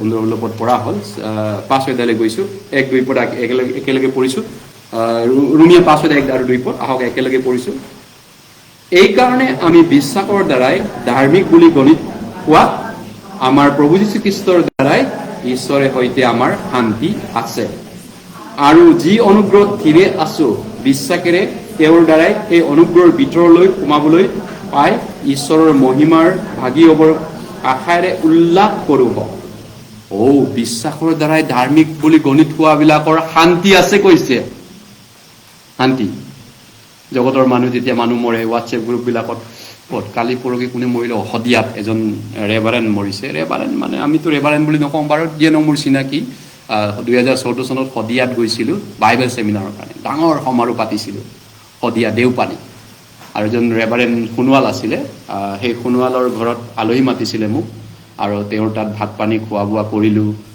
তেওঁ খ্ৰীষ্টানৰ এটা এলেকাটোৰ ডাঙৰ লিডাৰ হয় আৰু তেওঁৰ লগত অলপ লেনদেন তেওঁ মোক উপহাৰো গিফ্ট প্ৰেজেণ্টটো দিছিলে মোৰ মনত আছে আৰু ফেচবুকত পাইছো কালি নে পৰহি তেওঁৰ মৃত্যু হৈছে লগৰ ফেচবুক এজন বন্ধুৱে দিছে পাষ্টৰ এজনে তাৰপিছত অলপ শুনি দুখো পালো মানুহজনৰ লগত ভাল ৰেছপেক্ট আছে ডিব্ৰুগড় চেমিনাৰটো আহিছিলে ভাল চিনাকি আছিল চিনাজনা আছিল কিন্তু কেইবা বছৰ ধৰি তেওঁ ৰোগত আছিলে বাৰু কিবা এটা ৰোগত বেমাৰত পৰি আছিলে পেৰালাইচিছ নে কিবা এটা হৈছিল ষ্ট্ৰক হৈছিল তাৰপিছত যেন তেওঁ দুখাইছে তাৰপিছত এতিয়া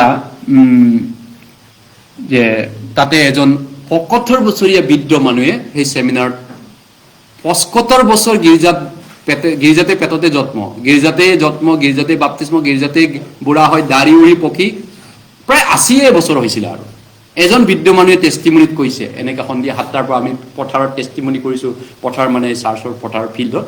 তাৰপিছত মই কৈছোঁ, মই আজি 80 বছৰলৈকে গীৰ্জা যোৱা হ'ল, কিন্তু আজিলৈকে মই গীৰ্জা গৈও জনা নাছিলোঁ যে কেৱল বিশ্বাসৰ দ্বাৰা যে মই ধাৰ্মিক হৈছোঁ, বিশ্বাসৰ দ্বাৰা যে মই স্বৰ্গত যাম, এই কথা মই 80 বছৰ গীৰ্জাত গৈও পোৱা নাছিলোঁ। কিন্তু এইবাৰ মই নিশ্চিত হ'লোঁ, কনফাৰ্ম হ'লোঁ, বিশ্বাসৰ দ্বাৰা মই স্বৰ্গত যাম। তেওঁ পুৰা বৃদ্ধ, কপি কৈছে তেওঁ, হয়নি? হয়। গতিকেলৈ বিশ্বাসৰ দ্বাৰা ধাৰ্মিক বুলি গণিত হোৱা আমাৰ প্ৰভু যীশুখ্ৰীষ্টৰ সৈতে আমাৰ শান্তি আছে। গতিকে মৃত মানুহ যেতিয়া আমি মৰো, ৰেষ্ট ইন পিচ বুলি মানুহে লিখি দিয়ে, ৰেষ্ট ইন পিচ, শান্তিত থাকা। কিন্তু বাইবেলে যীশুৱে 57 নম্বৰ 21 পদত কৈছে, there is no' peace for wicked. দুষ্টবিলাকৰ শান্তি নাই। দুষ্টবিলাকৰ শান্তি নাই। দুষ্ট কোন তেনেহ'লে? ঈশ্বৰে কৈছে, যীশু 57:21 পদত। প্ৰভু যীশুৱাই এই কথা কৈছে, দুবাৰ তেওঁ কৈছে যীশুৱে যে দুষ্ট মানুহৰ শান্তি নাই। কেনেকে তেওঁক আমি শান্তিত স্বৰ্গত যোৱা বা শান্তিত মৰিলে ৰেষ্টত থকা বুলি ক'লেই হ'বনে? অৱশ্যে তেখেতৰ কথা মই কোৱা নাই, সেই মানুহজনৰ কথা, যিজন মোৰ চিনাকি মানুহ। তেওঁ আমাৰ চেমিনাৰ শুনিছে আৰু তেওঁ হয়তো পৰিত্ৰাণ বুজি পাইছিল চাগে, তেওঁ স্বৰ্গত গ'লে তেওঁ শান্তিত আছে। কিন্তু চব মানুহৰ ক্ষেত্ৰত সেইটো নহয়। যীশুৱে কেতিয়াও কোৱা নাই চব মানুহৰ ক্ষেত্ৰত মৰিলে, মানুহ মাত্ৰ মৰিলেই মানে তেওঁ ৰেষ্ট পিব। অগ্নিময় নৰকৰ জ্বালা, দাঁত আৰু কৰচনি হ'ব। বিনয় বনবিলাকৰ দাঁত আৰু কৰচনি হ'ব। যীশুৱে কৈছে ধান আৰু পথান বেলেগ বেলেগ কৰা হ'ব, ভেড়া আৰু ছাগলীক বেলেগ বেলেগ কৰা হ'ব, ভাল মাছবিলাক ভঁৰালত, বেয়া মাছবিলাকক জুইত পেলাই দিয়া হ'ব।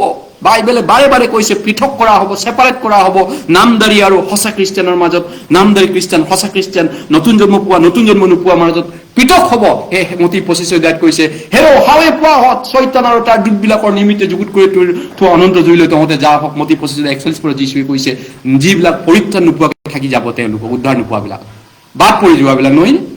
আৰু যিবিলাক স্বৰ্গ যোৱা যোগ্য আছে, তেওঁলোকক ক'ব, হেৰ জগত স্থাপনৰ পূৰ্বৰে পৰা আশীৰ্বাদ পোৱা লোকসকল, তোমালোকৰ কাৰণে যুগুত কৰি থোৱা পিতৃৰ তোমালোকৰ সুখৰ শান্তিৰ ভাগি হোৱা তোমালোকে।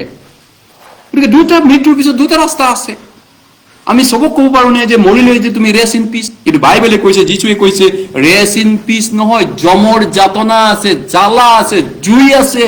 এই জ্বালা পৃথিৱীতে মানুহে কয়, এই জ্বালা খাই থাকিব মন নাই। আৰু মই কেতিয়াবা মানুহৰ কোনো মানুহগৰাকীৰ কথা শুনা পাওঁ, ক'ৰবাত কাজিয়া লাগিলে গিৰে গৈ, বা ক'ৰবাত মানুহে কয় ৰাস্তা পদূলিয়ে গাড়ীত যান য'ত কিবা কিবি, জমৰ জ্বালাহে এইখন পৃথিৱীটো।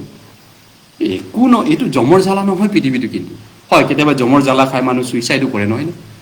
কষ্ট পায়, পৃথিৱীত বহুত টৰ্চাৰ পায়, অশান্তি পায়। কোনোবা অফিচৰ পৰা টৰ্চাৰ পায়, কোনোবা কণ্ট্ৰেক্টাৰৰ পৰা, কোনোবা MLA মিনিষ্টাৰৰ পৰা, বা কাৰোবাৰ চুবুৰীয়াৰ পৰা মানুহে আত্মহত্যাও কৰি পেলায়। সেইটো মানুহে জমৰ যাতনা সহ্য কৰিব নোৱাৰে বুলি কয়। কিন্তু আচলতে ৰিয়েলি নৰকত গ'লে কেনেকুৱা হ'ব পাৰে? সেইটো এই পৃথিৱীৰ দুখ কষ্টৰ লগত তুলনা হ'বনে? য়েছ, যিয়ে নৰকটোৰ কথা যীশুৱে কৈছে, নহয় জানো? গতিকে তেওঁলোকৰ শান্তি হ'ব নোৱাৰে। কিন্তু আমাৰ অনুগ্ৰহৰ উপৰি আমি অনুগ্ৰহ পোৱা লোক হয়, আমাৰ শান্তি আছে। মই ক'ত পঢ়িছিলোঁ? আমি ৰোমিয়া 5 অধ্যায়ত আছোঁ, 19 আৰু 20 পদ। ৰোমিয়া 5 অধ্যায় 19 আৰু 20 আৰু 21 পদ পঢ়োঁ এতিয়া। 20 আৰু 21, ৰোমিয়া 5, 20 আৰু 21। অনুগ্ৰহৰ বিষয়ে আমি শিকি আছোঁ। 20 আৰু 21 আমি একেলগে এতিয়া চাওঁ। ইয়াৰ বাহিৰেও 20 আৰু 21, ইয়াৰ বাহিৰেও অপৰাধ অধিক হ'বলৈ বিধান সমালহীন। কিন্তু যেনেকৈ মৃত্যুত পাপে ৰাজত্ব পালে, তেনেকৈ আমাৰ প্ৰভু যীশুখ্ৰীষ্টৰ দ্বাৰাই অনন্ত জীৱনৰ অৰ্থে অনুগ্ৰহে যেন ধাৰ্মিকতাৰ দ্বাৰাই ৰাজত্ব পায়। ইয়াত কি অনুগ্ৰহে কি ৰাজত্ব পালে? আগতে আমাক মৃত্যুত পাপে ৰাজত্ব কৰিছিল। মৃত্যুত পাপে ৰাজত্ব। কোনোবা ৰাজত্ব কৰি ভাল পায়, নহয় নে? ৰাজত্ব কৰিবলৈ মানুহে ভাল পায়। মণ্ডলীটো ৰাজত্ব কৰা মানুহ কেতিয়াবা ওলায়। যীশুৱে ৰাজত্ব কৰা উচিত, কিন্তু মানুহে ৰাজত্ব কৰিলেতো বিপদ আছে, নহয় নে? ৰাজত্ব, গতিকে ৰাজত্ব এতিয়া পাপে ৰাজত্ব কৰিছিল। কিন্তু এতিয়া শয়তানে আমাক ৰাজত্ব কৰিছিল নতুন জন্ম নোপোৱা আগতে, নহয় যে? যিকোনে পাপ আচৰণ কৰে এই পাপৰ দাহ, যোহনা 8:34 পদত কৈছে। এতিয়া কিন্তু কোনে ৰাজত্ব কৰিছে? উদ্ধাৰ পোৱাৰ পিছত তেনেকৈ আমাৰ প্ৰভু যীশুখ্ৰীষ্টৰ দ্বাৰাই অনন্ত জীৱনৰ অধিকাৰীবিলাকক অনুগ্ৰহে হে যেন ধাৰ্মিকতাৰ দ্বাৰাই ৰাজত্ব পায়, অনুগ্ৰহে ৰাজত্ব কৰিছে আমাক। কি আচৰিত দয়া, কি আচৰিত অনুগ্ৰহ নহয়নে? ঈশ্বৰৰ এই অনুগ্ৰহ, এই দয়া আমাৰ জ্ঞানে বুজিব নোৱাৰে আচলতে। ঈশ্বৰে যি আমাক অনুগ্ৰহ কৰিছে সেই অনুগ্ৰহ এতিয়া আমাৰ জ্ঞানে সম্পূৰ্ণ বুজিব নোৱাৰে। তাৰ পিছৰ পালে 21 পদতো কৈছে অনুগ্ৰহে, এই কাৰণে যি ঠাইত পাপ অধিক হ'ল সেই ঠাইত অনুগ্ৰহ একেবাৰে উপচি পৰিল। কেনেকে বুজিব এইটো? কিন্তু জগততো তাৰ উল্টাটো কৈছে, যিমান তুমি ভাল হবলৈ চেষ্টা কৰা, কয়হে কিন্তু তেওঁলোকতো ভাল হ'ব নোৱাৰেচোন। অফিচ কাছাৰীত তেওঁলোকৰ মানুহে বেছি ঘুচ খায়, ঘৰত গৈ এইটো এনেকে পিছবেলা গধূলিত নাম লোৱা, মই দিন ৰাত নাম লোৱা মই মানুহ দেখিছোঁ। মই ভাড়া ঘৰত আছিলোঁ খাৰগুলিত, এজন অফিচাৰৰ ঘৰত বহুত বছৰ আগত। তেতিয়া তেওঁ পুৱা গধূলি 3 ঘণ্টা হাত তালি মাৰে, বহুত ভক্তি কৰে। কিন্তু অফিচত তেওঁ হাতেলোতে ধৰিছে ঘোচ লওঁতে, বহুত মনৰ পৰা ঘোচ খায়, কিন্তু ঘৰত খুব হৰিনামৰ নাম লয়।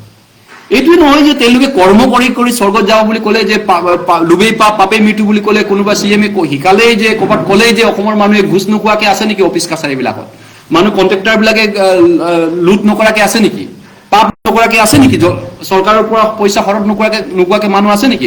দিন ৰাত চৰকাৰৰ পৰা এক শ্ৰেণীৰ মানুহে চৰকাৰৰ পইচাৰে খাই আছে, কিন্তু নোপোৱাবিলাকতো একো পোৱা নাই। হয়তো আমাৰ ইয়াত 2-এজন অৰুণোদয় পোৱা মানুহ আছে চাগে, চৰকাৰী চাউল পোৱা 1-2জন আছে, বাকী কিন্তু চৰকাৰৰ পৰা একো পোৱা মানুহ নাই চাগে মেক্সিমাম মানুহ ইয়াত। কিন্তু এবিধ মানুহ আছে চৰকাৰৰ দ্বাৰা 50 তলা বিল্ডিং কেইবাটাও পোৱা মানুহ আছে, ৰাজকোষৰ পইচা, দেশৰ পইচা লুটি পিনি খাব পোৱা মানুহ ঢেৰ আছে, নহয়নে? ঢেৰ মানুহ আছে তেনেকুৱা মানুহ। কিন্তু মই এইটো ক'ব বিচাৰিছো যে পাপ কৰ্ম কৰি তেওঁলোকে যিমান স্বৰ্গ যাব বুলি আল্লাহৰ মানুহ শিকায় বা এইটো ক'লে, তেওঁলোকে চবচে বেয়া কাম তেওঁলোকৰ মাজতে বেছি হয়। কিন্তু আমি কৰ্ম নকৰাকে অনুগ্ৰহেৰে স্বৰ্গ যোৱা লোকসকলৰ মাজত আমাৰো ভুল হ'ব পাৰে, কিন্তু আমাৰ ভুল হ'লেও আমাৰ ভয় আছে, আমি উদৰণি কৰোঁ, আমি আৰু নেক্সট ভুলটোৰ পৰা আমি বচাব চেষ্টা কৰোঁ। আমাৰো ভুল হয়, কিন্তু নেক্সট আকৌ যাতে সেইটো ভুল নকৰোঁ আমি তাৰ পৰা কেয়াৰফুল হওঁ। আমি অনুগ্ৰহ পোৱা লোকসকল, যেনে আব্ৰাহাম মুচি ইহঁতৰ দায়িত্বৰ কথা আপুনি মনত পেলাব পাৰে। য়েছ, সেইটোৰ মাজত পাৰ্থক্যটো এইটোৱে, জগত আৰু আমাৰ মাজত পাৰ্থক্যটো। গতিকে আমি অনুগ্ৰহৰ দ্বাৰা পৰিত্ৰাণ পোৱা লোক হয়, নহয়নে? ৰোমিয়া আন এটা বাইবেল পদ 11 অধ্যায়, ৰোমিয়া 11 অধ্যায়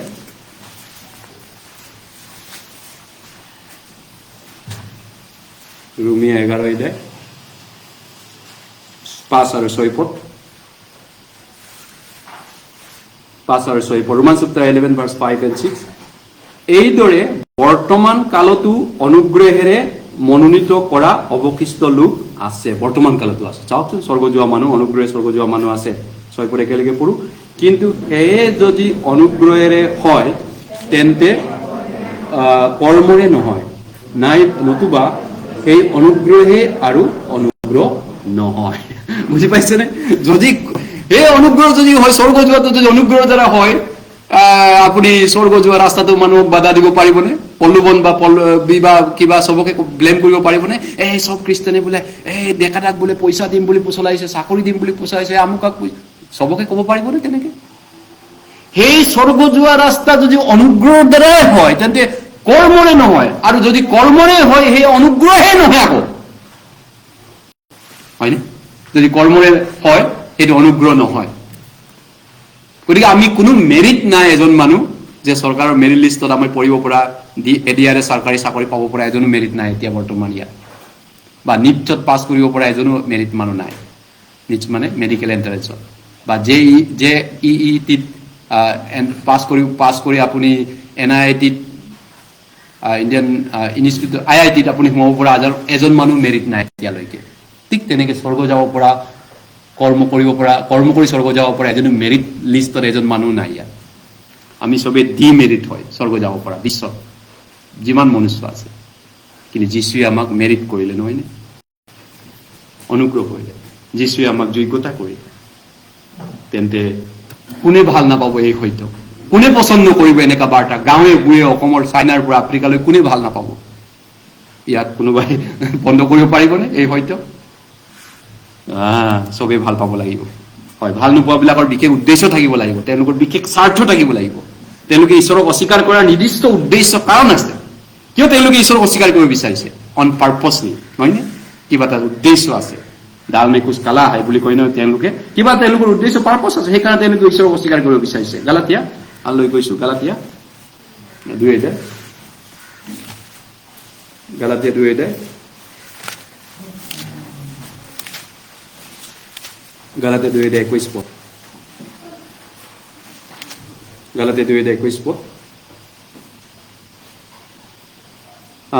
গালাতিয়া 2:21 পদ আমি একেলগে পঢ়ো। মই ঈশ্বৰৰ অনুগ্ৰহ ব্যৰ্থ নকৰো, কিয়নো ধাৰ্মিকতা যদি বিধানৰ দ্বাৰাই হয় তেন্তে খ্ৰীষ্টে অকাৰণে মৰিল।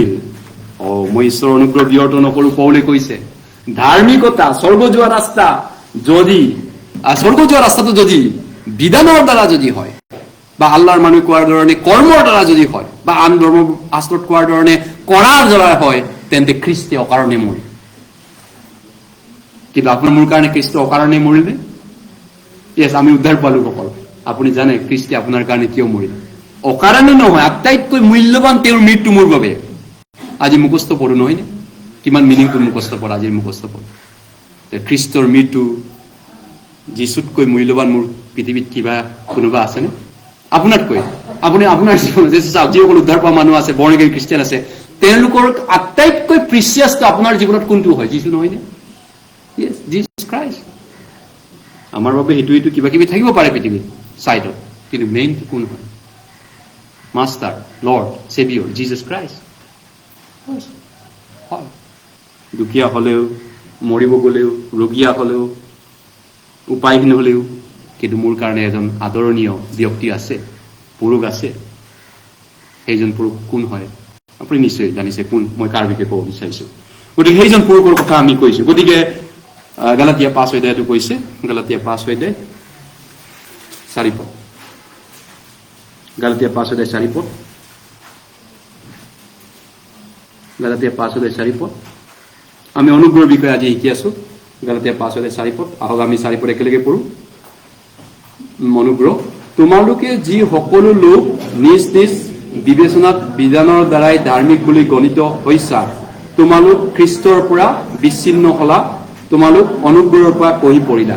এতিয়া কোনে অনুগ্ৰহ নাপায় বা অনুগ্ৰহৰ বাধা দি কোনে কোনে অনুগ্ৰহৰ পৰা বাধা পাই আছে? ঈশ্বৰৰ পৰা মৰম, দয়া, কৰোণাৰে ভৰপূৰ দয়াৰ সাগৰ ঈশ্বৰৰ পৰা মৰম, চেনেহ, কৰোণা নোপোৱাৰ কাৰণ কি? এই দুটামান কথা আমি ভাবি চাওঁ অলপ সময়ৰ কাৰণে। ৰেষ্ট্ৰিক্টেড, হুইচ ইজ ৰেষ্ট্ৰিক্টেড বা ৰেচিষ্টেণ্ট দ্য গ্ৰেচ অফ গড। ঈশ্বৰৰ অনুগ্ৰহৰ পৰা মানুহক কোনে বাধা দিছে? এই গালাতিয়া মণ্ডলীৰ মানুহবিলাক কেনেকুৱা মানুহ আছিল জানে? তেওঁলোক যিহুদী মণ্ডলী, ইজৰাইলীয়া মানুহ। তেওঁলোকৰ পুৰণা নীতি নিয়ম আছে, মুচিৰ বিধান আছে, কানুন আছে, সেইটো তেওঁলোকে এৰিব নোৱাৰে। গতিকে তেওঁলোকে সেইটোও লাগিব, আকৌ স্বৰ্গ যাবলৈ মন আছে, যিচুকো লাগে। দুখন নাও দুটা ভৰি তেওঁলোকৰ। পৌলে কৈছে মৰি যাবা। সেই গালাতিয়া মূৰ্খবিলাক দুখন নাও দুটা ভৰি আৰু ব্ৰহ্মপুত্ৰ নদীত এৰি দিছে, কি হব? এটা নাও ইপাকে দূৰৰ ফালে, এখন নাও অলপ যোৱাৰ পিছত ফাটি যাব, ভৰিটো ফাটি গৈ ডেকা দাই তলত মৰি থাকিলে। তেনেকুৱা হৈ যাব। তেনেকুৱা বহুত নামদাৰী খ্ৰীষ্টানৰ এই ডকা হৈ আছে, গালাতিয়া মণ্ডলীৰ এই ডকা আছিলে। তেওঁলোকে মিশ্ৰণ, তেওঁলোকে ইফালে পুৰণা নিয়মৰ বিধি বিধান ধৰ্ম কৰ্ম এৰিব নোৱাৰে আৰু যিচুকো এৰিব নোৱাৰে। গতিকে দুইটাকে স্বৰ্গত যাবৰ কাৰণে লাগে বুলি তেওঁলোকে শিক্ষা দিলে। পৌলে কৈছে হেৰো হাৱে পোৱাহত বেলেগ এজন যিচু, বেলেগ এটা হৌৱাটোৱে প্ৰচাৰ কৰে, তহঁতে হাও পাব। গালাতিয়া 1:8 কৈছে নহয়নে? স্বৰ্গৰ দূতেই হওক বা আমিয়ে হওক, যদি আন কোনো হৌৱাটোৱে প্ৰচাৰ কৰে তেন্তে আমি হাও পোৱা হ'ম ঈশ্বৰৰ আগত। যিচুৰ মৃত্যুৰ লগত যদি ক্ৰুচৰ লগত আন বিষয় যদি যোগদান কৰে, ইয়েছ, কিন্তু এইবিধ মানুহ অনুগ্ৰহ নোপোৱাকে এতিয়াও আছে, কাৰণ তেওঁলোকে ধৰ্ম কৰ্ম বা পুৰণা সেইটো এৰিব টান পাইছে। এইবিলাক মানুহ অনুগ্ৰহৰ পৰা বঞ্চিত হৈছে। আন এটা ৰুমিয়া ক'ত আছিলে? ৰুমিয়া 2:2। আন একবিধ মানুহ কিয় অনুগ্ৰহৰ পৰা বঞ্চিত হৈছে? ৰুমিয়া 2:2 কৈছে,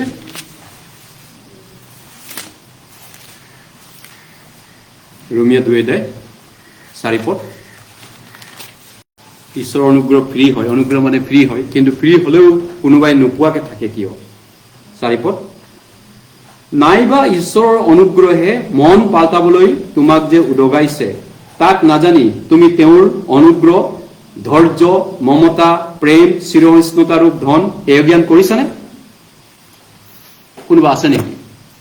যে ঈশ্বৰৰ মমতা দয়া কৰুণা অনুগ্ৰহ তেওঁ ইমান বছৰ ৰখি থকা যীশু ঘূৰি নহাটো ৰখি আছে যীশুৱে আহোঁ অৱস্থা তেওঁ আপোনাৰ কাৰণে ঘূৰি আহিব পৰা নাই কাৰণ আপুনি শুধৰণি হোৱা নাই আপুনি মন পালন কৰা নাই আপুনি পৰিত্ৰাণ গ্ৰহণ কৰা নাই আপুনি সম্পূৰ্ণ হোৱা নাই আপুনি বাইবেল আদি পুস্তকৰ পকেট বাইবেল এবাৰো হয়তো পঢ়িও চোৱা নাই বা প্ৰয়োজন বোধো কৰা নাই চাগে সেইটো পঢ়িব লাগে বুলি নহয়নে কাৰণ তেওঁ সেইকাৰণে ৰখি আছে আপোনাক তেওঁ বাদ চান্স দিছে অনুগ্ৰহৰ ওপৰত অনুগ্ৰহ দি আছে দ্বিতীয় পিতৰ 3:9 কৈছে 1000 বছৰ এদিনৰ নিচিনা এদিন 1000 বছৰৰ নিচিনা প্ৰভুৱে বাদ চাই আছে প্ৰভুৰ আগত কোনো কোনো জীৱক পলম কৰা যেন জ্ঞান কৰে প্ৰভুৱে নিজ প্ৰতিজ্ঞাৰ কথা তেনে পলম নকৰে কিন্তু প্ৰভুৱে আহি আছে আৰু প্ৰভু অহা সময়ত তেওঁ কিয় অহাটো পলম কৰিছে সকলোৱে যেন পৰিত্ৰাণ পায় কোনো যেন বিনষ্ট নহয় কিন্তু সকলোৱে যেন মন প্ৰাৰ্থনাৰ পবিত্ৰ হয় সেইকাৰণে তোমালোকলৈ তেওঁ দীৰ্ঘহিষ্ণু হয় প্ৰভুৱে দীৰ্ঘহিষ্ণু হৈছে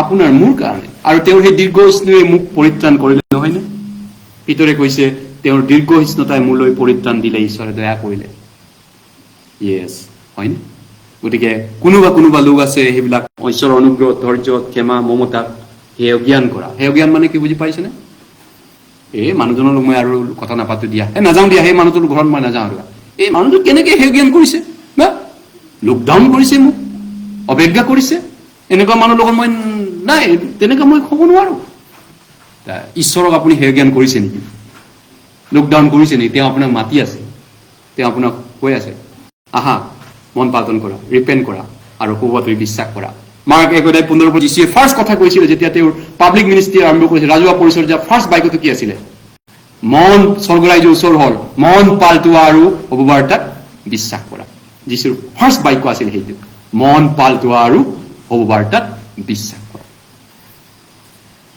সেইটো কথা এতিয়া কিছু লোকে মন পালন কৰিবলৈ টান পাই আছে আজিলৈকে নহয়নে আহক আমি আন এটা বাইবেলত পঢ়িছো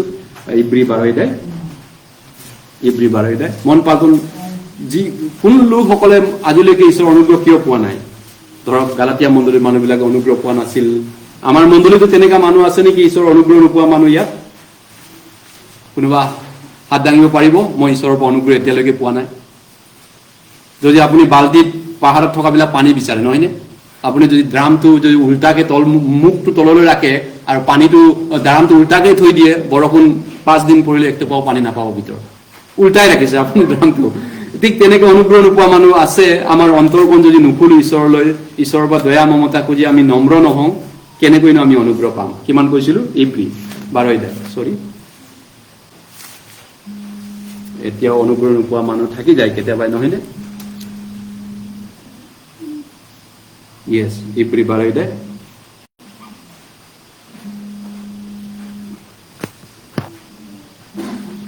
ইব্ৰী 12 মাৰি আছে এক সেকেন্ড হেল্ল'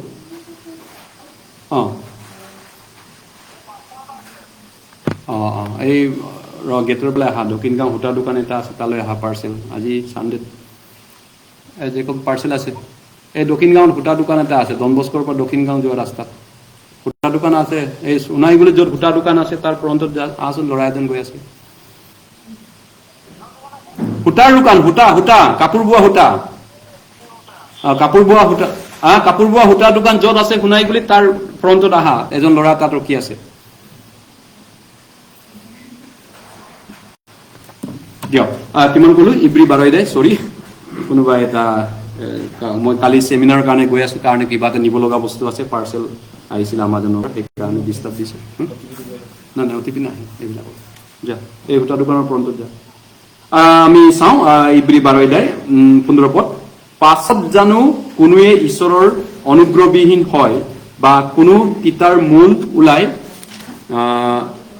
তোমালোকৰ বিঘিনি জন্মোৱাত তাৰ দ্বাৰাই অধিক ভাগ অংশী হৈ যায় বা এসাঁজ আহাৰৰ নিমিত্তে নিজ জ্যেষ্ঠাধিকাৰ বেচা যি এছৌ তেওঁৰ নিচিনা কোনো ধৰ্মনিন্দক বা কোনো বেবিচাৰী হয় তালৈ সাৱধানে চাবা কিয়নো তোমালোকে জানা যে এছৌয়ে পাছত সেই আশীৰ্বাদৰ অধিকাৰী হ'বলৈ ইচ্ছা কৰি তাক সকলোৰে সযত্নে বিচাৰিলতো অগ্ৰাহ্য হ'ল কাৰণ তেওঁ মন পাল্টাবলৈ ঠাই নাপালে কি হ'ল এছৌ আপুনি জানেনে এছৌৰ কথাটো এছো বহুত ভোকত আছিল নহয়নে আৰু তেওঁ আশীৰ্বাদ দিবলৈ ইছহাকে মাতিলে তেওঁৰ দেউতাকে তাৰপিছত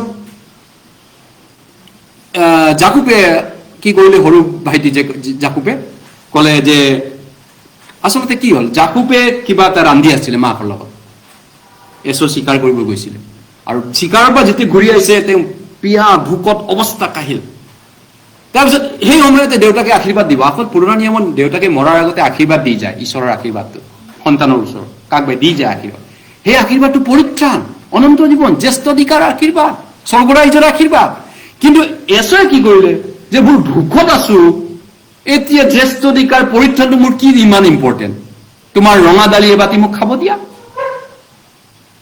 গতিকে সেই ৰঙা দালি এবাতিৰ কাৰণে তেওঁ স্বৰ্গৰাজ্যৰ অধিকাৰ বিক্ৰী কৰি দিলে এক্সচেঞ্জ কৰি পেলালে আপোনালোকে পুৰণা গাড়ী নতুন গাড়ী এক্সচেঞ্জ কৰে শ্বৰুমত বাইক নহয় জানো বা পুৰণা বস্তু দোকানত এক্সচেঞ্জ কৰে কিন্তু এছয়ে কি এক্সচেঞ্জ কৰিলে এবাতি ৰঙা দালিটো স্বৰ্গৰাজ্যৰ পৰিত্ৰাণটোক তেওঁ এক্সচেঞ্জ কৰি পেলালে স্বৰ্গৰাজ্যৰ পৰিত্ৰাণ এইটো কি সৰু কথা মোৰ কাৰণে সেইটো পিছত চিন্তা কৰিম ফাৰ্ষ্ট মোক পেটত ভৰ্তিকে খাব দিয়া ভাইটি মোক দিয়া মই ভোকত আছো নহয় তাৰপিছত কি টকা হ'ল পিছত লিখিছে বাইবেলে তেওঁ আৰু মন পালটনৰ সুযোগ নাপালে যি কি নহওক সেইধৰণে জাকুব 4 অধ্যায়টো কৈছে জাকুব 4 অধ্যায় অনুগ্ৰহবিহীন কোনে হয় কোনে ঈশ্বৰৰ পৰা অনুগ্ৰহ বঞ্চিত হয় জাকুব 4 অধ্যায়টো কৈছে অনুগ্ৰহ প্ৰিয় হয় ইতিমধ্যে ক'লো আমাৰ পাহাৰত পানী দৰকাৰ হয় কিছুমানে বাল্টিবিলাক বা ড্ৰামবিলাক পাতি ৰাখে কিন্তু যিবিলাকে উল্টাকে পাতিব তেওঁলোকে একো পানী নাপাব জাকুব 4 অধ্যায় মানে অন্তৰখন কঠিন কৰা জটিল কৰা অহংকাৰ গোপাল গমন্দি তেনেকুৱা মানুহক ঈশ্বৰে কেনেকৈ অনুগ্ৰহ কৰিব হে এই জাকুব 4 অধ্যায় জাকুব 4 অধ্যায় ইয়াত কৈছে নাইবা শাস্ত্ৰে পাছপত নাইবা শাস্ত্ৰে অনৰ্থৰূপে কয় বুলি তোমালোকে ভাবিছানে যি আত্মা তেওঁ আমাক বাস কৰাইছিল সেই আত্মা অহিয়ালৈ কাৰোবাক অহিয়ালৈ হাবিয়াক কৰেনে ইয়াৰ পৰাই আচলতে কিন্তু এইটো অসমীয়া বাইবেলত মিক্স হৈ থাকিলে তল ওপৰটো এইটো তলৰ লগত মিলিব লাগিছিল কিন্তু তেওঁ মহা অনুগ্ৰহ দান কৰে ঈশ্বৰে মহা অনুগ্ৰহ দান কৰে আমি একেলগে পঢ়ো 6 পদ এতেকে শাস্ত্ৰে কয় ঈশ্বৰ অহংকাৰীবিলাকৰ বিপক্ষ হয় কিন্তু নম্ৰবিলাকক তেওঁ অনুগ্ৰহ দান কৰে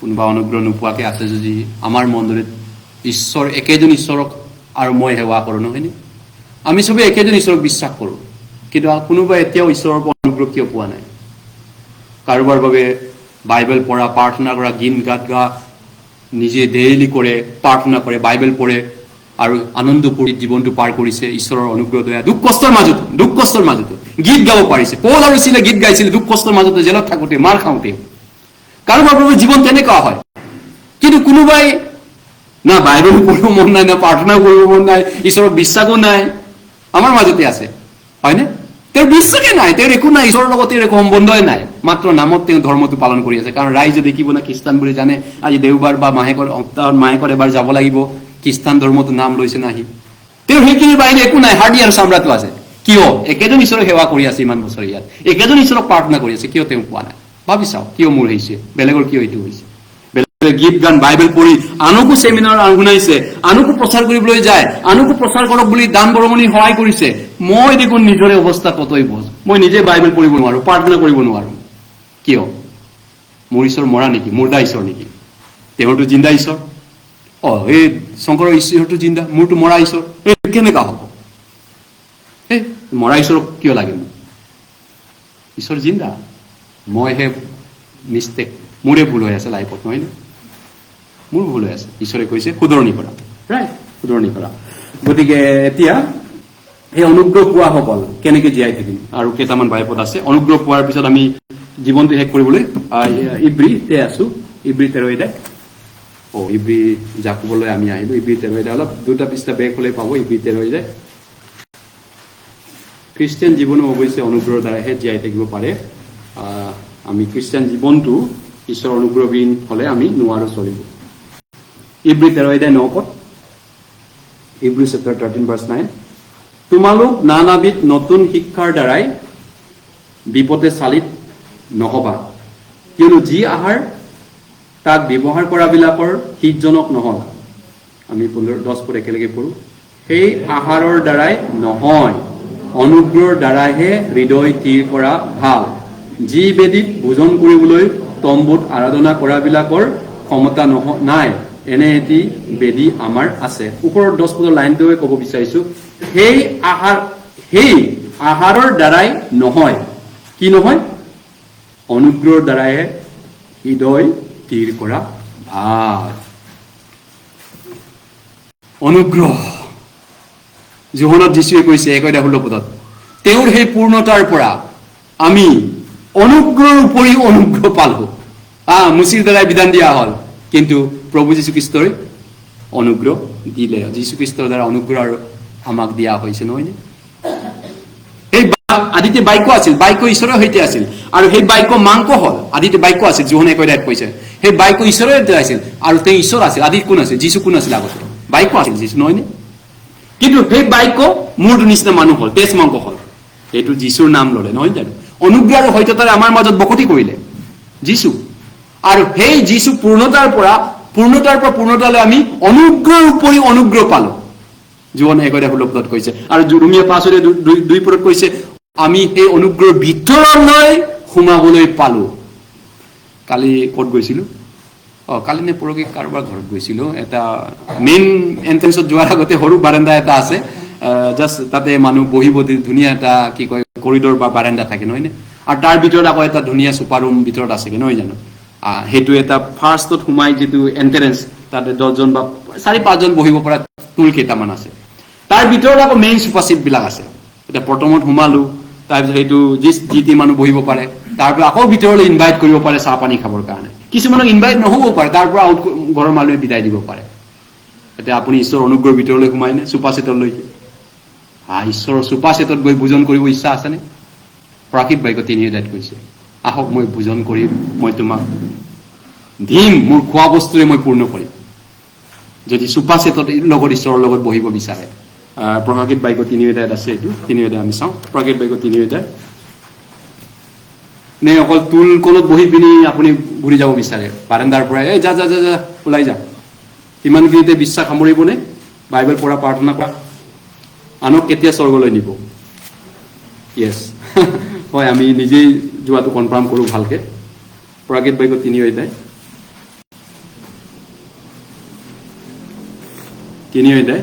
20 পদ প্ৰকাশিত বাক্য 3:20 পদ আহক আমি একেলগে পঢ়ো 3:20 পদ চোৱা মই দুৱাৰত থিয় হৈ টুকুৰিয়াই থাকো কোনোৱে যদি মোৰ মাত শুনি দুৱাৰ মেলে তেন্তে মই তেওঁৰ তাত সোমাই যীশুৱে কৈছে তেওঁৰে সৈতে ভোজন কৰিম আৰু তেওঁ মোৰে সৈতে ভোজন কৰিব গতিকে যীশুৱে আপোনাক কিয় মাতিলে ফাৰ্ষ্টত তেওঁ মতি মাক লোক যোহনত ইনভাইট কৰিলে নহয়নে পৰিত্ৰাণৰ কাৰণে ইনভাইট কৰিলে কলিং পিতৰক মাতিলে পিতৰ আহা মাছ মাৰি এই পিনি পলোৱা এৰি মাছ মাৰি নিজৰ পৰিয়াল এৰি মোৰ পিছে আহা মোৰ পিছে আহা এনডিঅ চবকে মাতিলে আপোনাক কিয় ঈশ্বৰে মাতিলে যীশুৱে কিয় মাতিলে এই পাপী সংসাৰৰ পৰা কিয় মাতি উলিয়ালে পাহৰি গৈছে নেকি তেওঁৰ কলিংটো why he call me for salvation পৰিত্ৰাণৰ কাৰণে তেওঁ মোক কিয় মাতিলে যাতে তেওঁৰ লগত মই মধুৰ ফেলোশ্বিপ কৰিব পাৰো নহয়নে ভোজন কৰিব পাৰো গতিকে এই বাইবেল পদটো পৰিত্ৰাণ নোপোৱা মানুহৰ কাৰণে নহয় এইটো পৰিত্ৰাণ পোৱা মানুহৰ লগত যীশুৱে ফেলোশ্বিপ কৰিব বিচাৰে আপোনাৰ লগত যীশুৱে বন্ধু পাতিব বিচাৰে আপোনাৰ লগত খুব ক্লজ হ'ব বিচাৰে আপোনাৰ কেতিয়াবা বন্ধু আছেনে বন্ধু বান্ধৱ ইমান এটা খাস নহয় বন্ধু হ'লে ইমান এটা খাস নহয় কিছুমানে কয় এইটো মোৰ খাস বন্ধু হয় মোৰ বহুত ক্লজ হয় তেখেতে হয়নে ক্লজ হ'ব বিচাৰে যীশুৱে আপোনাৰ লগত মোৰ লগত কেনেকে আপুনি যদি মন পালন নকৰোঁ মই যদি মন পালন নকৰোঁ শুধৰণি নকৰোঁ মতি মাৰ্ক লোক যোহন বাইবেল নপঢ়োঁ না প্ৰাৰ্থনা নকৰোঁ বাইবেল চাৰ্মন নুশুনো আঁঠুকাৰী প্ৰাৰ্থনা নকৰোঁ ক্ষমা নখোজো ভুল ভ্ৰান্তিৰ পৰা সু বাতৰি প্ৰচাৰ কৰিবলৈ চেষ্টা নকৰোঁ কেনেকৈনো তেওঁ মোৰ লগত ফেলোশ্বিপ কৰিব কেনেকৈ তেওঁৰ লগত মোৰ লগত ক্লজ হ'ব যিশুৱে গীতমালাত 71 কৈছে জিহুৱাক এৰি বেবিচাৰি হোৱা জিহুৱাৰ পৰা দূৰত থকাসকল নষ্ট হ'ব গীতমালাত 71 27 পদত যিসকলে জিহুৱাক এৰিব আন জাতি দেৱতাৰ নাম ল'ব ঈশ্বৰৰ পৰা দূৰ হোৱা সকলো ঈশ্বৰে নষ্ট কৰিব জিহুৱাক পাহৰা সকলো মানুহ চিউললৈ উভতি যাব গীতমালা 8 কৈছে আন ঠাইত 17 কিন্তু মোৰ পক্ষে হ'লে ঈশ্বৰৰ ওচৰ চপাই মংগল মোৰ কাৰণে ঈশ্বৰৰ ওচৰলৈ দিনে দিনে কাষ চাপি যোৱাই মংগল জাকব 4:10 কৈছে, হে 2 মনৰ মানুহ, পাপী মানুহ, তোমালোকৰ হাত চাফা কৰা, হুঁচি কৰা, কান্দা, আতুকাৰা, প্ৰাৰ্থনা কৰা। 2 মনৰ মানুহ, হয়নে? 2 মনৰ, জগতৰ পালে মনটো যায়, আকৌ ঈশ্বৰৰ পালে যায়, টাকাৰ প্ৰতি লোভ, আকৌ সংসাৰৰ প্ৰতি লোভ, আকৌ যীশু স্বৰ্গৰাজ্যৰ প্ৰতি লোভ। দুজনা গৰাকীত কাটিব পাৰিবনে? মতি 6:19-20 দুজনা গৰাকীত কাটিব নোৱাৰিব। এজনৰ আসক্ত হৈ আনজনক ঘৃণ কৰিব। ঈশ্বৰ আৰু ধন দুইটা খাটনি কৰিব নোৱাৰা, যীশুৱে কৈছে। যীশুৰ লগত আপোনাৰ ক্লজ ফেলোশ্বিপ হলে আপুনি জগতক ঘৃণ কৰিব। যীশুৰ লগত আপোনাৰ মিঠা সুবাস হলে, মিঠাৰ ৰাতি গান গালে, যীশুৰ গান শুনিলে, যীশুৰ লগত কথা মধুৰ কথা পাতা বতৰা উঠা বহা চলিলে আপুনি আন বস্তুৰ প্ৰতি অনীহা হ'ব, হয়নে? হয়, যীশু আটাইতকৈ আপোনাৰ মূল্যৱান হৈ পৰিব জীৱনত। ইয়েছ, জোহন 1:1 গৈছো, জোহন 1:1 আৰু এটা বাইবেল কথা শেষ কৰিছো। জোহন 1:1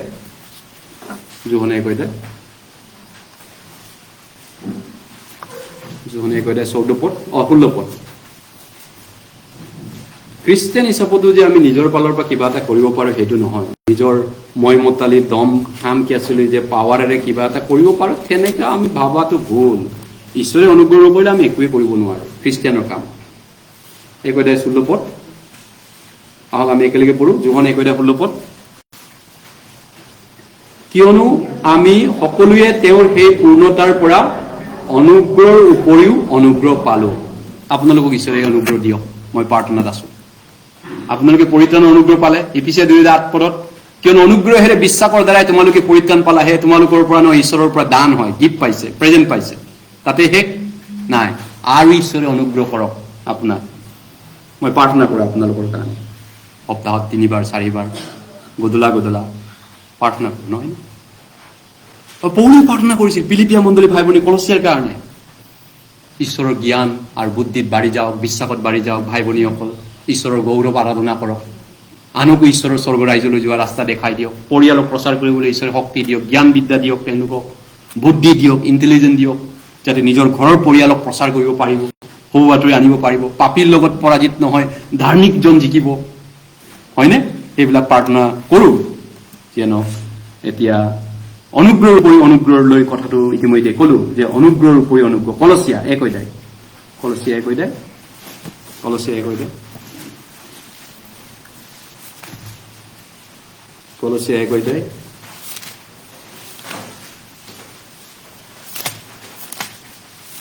আচলতে আমি তেওঁৰ অনুগ্ৰহ বিনে খ্ৰীষ্টিয়ানৰ একোডাল কৰিব নোৱাৰো। খ্ৰীষ্টিয়ান হিচাপত বাইবেল পঢ়া হওক, প্ৰাৰ্থনা কৰা হওক, বাইবেল প্ৰচাৰ কৰা হওক, এইবিলাকো তেওঁৰ অনুগ্ৰহ নোপোৱা মানুহে কৰিব নোৱাৰে।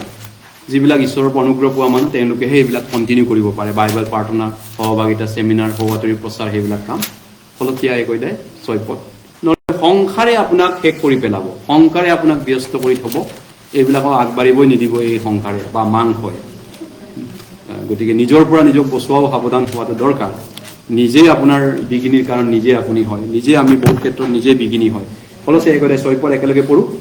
যিদিনা তোমালোকে সত্যৰূপে ঈশ্বৰৰ অনুগ্ৰহৰ কথা শুনিলা আৰু জানিলা, সেই দিনাৰে পৰা সেই সুবাৰ্তা তোমালোকৰ মাজত যেনেকৈ গোটেই জগততো তেনেকৈ উপস্থিত হৈ ফলধৰি বাঢ়ি আছে।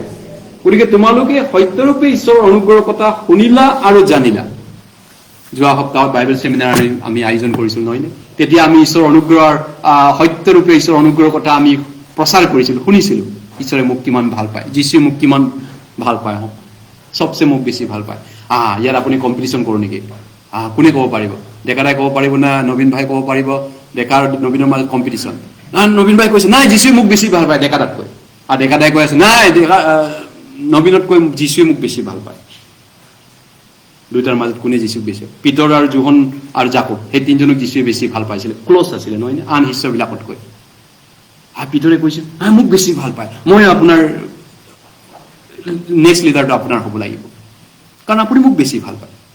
জোহনে কৈছে নাই আপুনি মোক বেছি ভাল পায়। যাই কোনক জোহন, পিতৰ, জাকব এই তিনিজন যীশুৰ স্পেচিয়েল মিছন টিমৰ মেইন মানুহ আছিল, বেছি ক্ল'জ আছিলে আনবিলাকৰ লগত। এতিয়া আমাৰ ইয়াত কাৰ লগত যীশু চবচে ক্ল'জ আছে? যীশুৱে কথা পতা, উঠা বহা কৰা মানুহ কোন আছে? মহিলাও হ'ব পাৰে, পুৰুষ হ'ব পাৰে।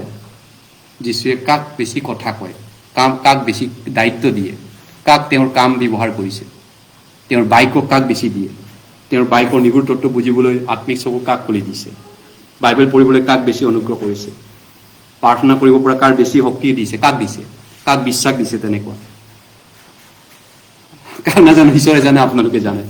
গতিকেলৈ সেই অনুগ্ৰহ পোৱা লোকসকল আমি অনুগ্ৰহত বাঢ়িব লাগিব। দ্বিতীয় পিতৰ 3 অনুগ্ৰহ নোপোৱাকৈ আমি ঈশ্বৰৰ কাম কৰিব নোৱাৰো, সেইটোৱে ক'ব বিচাৰিছো।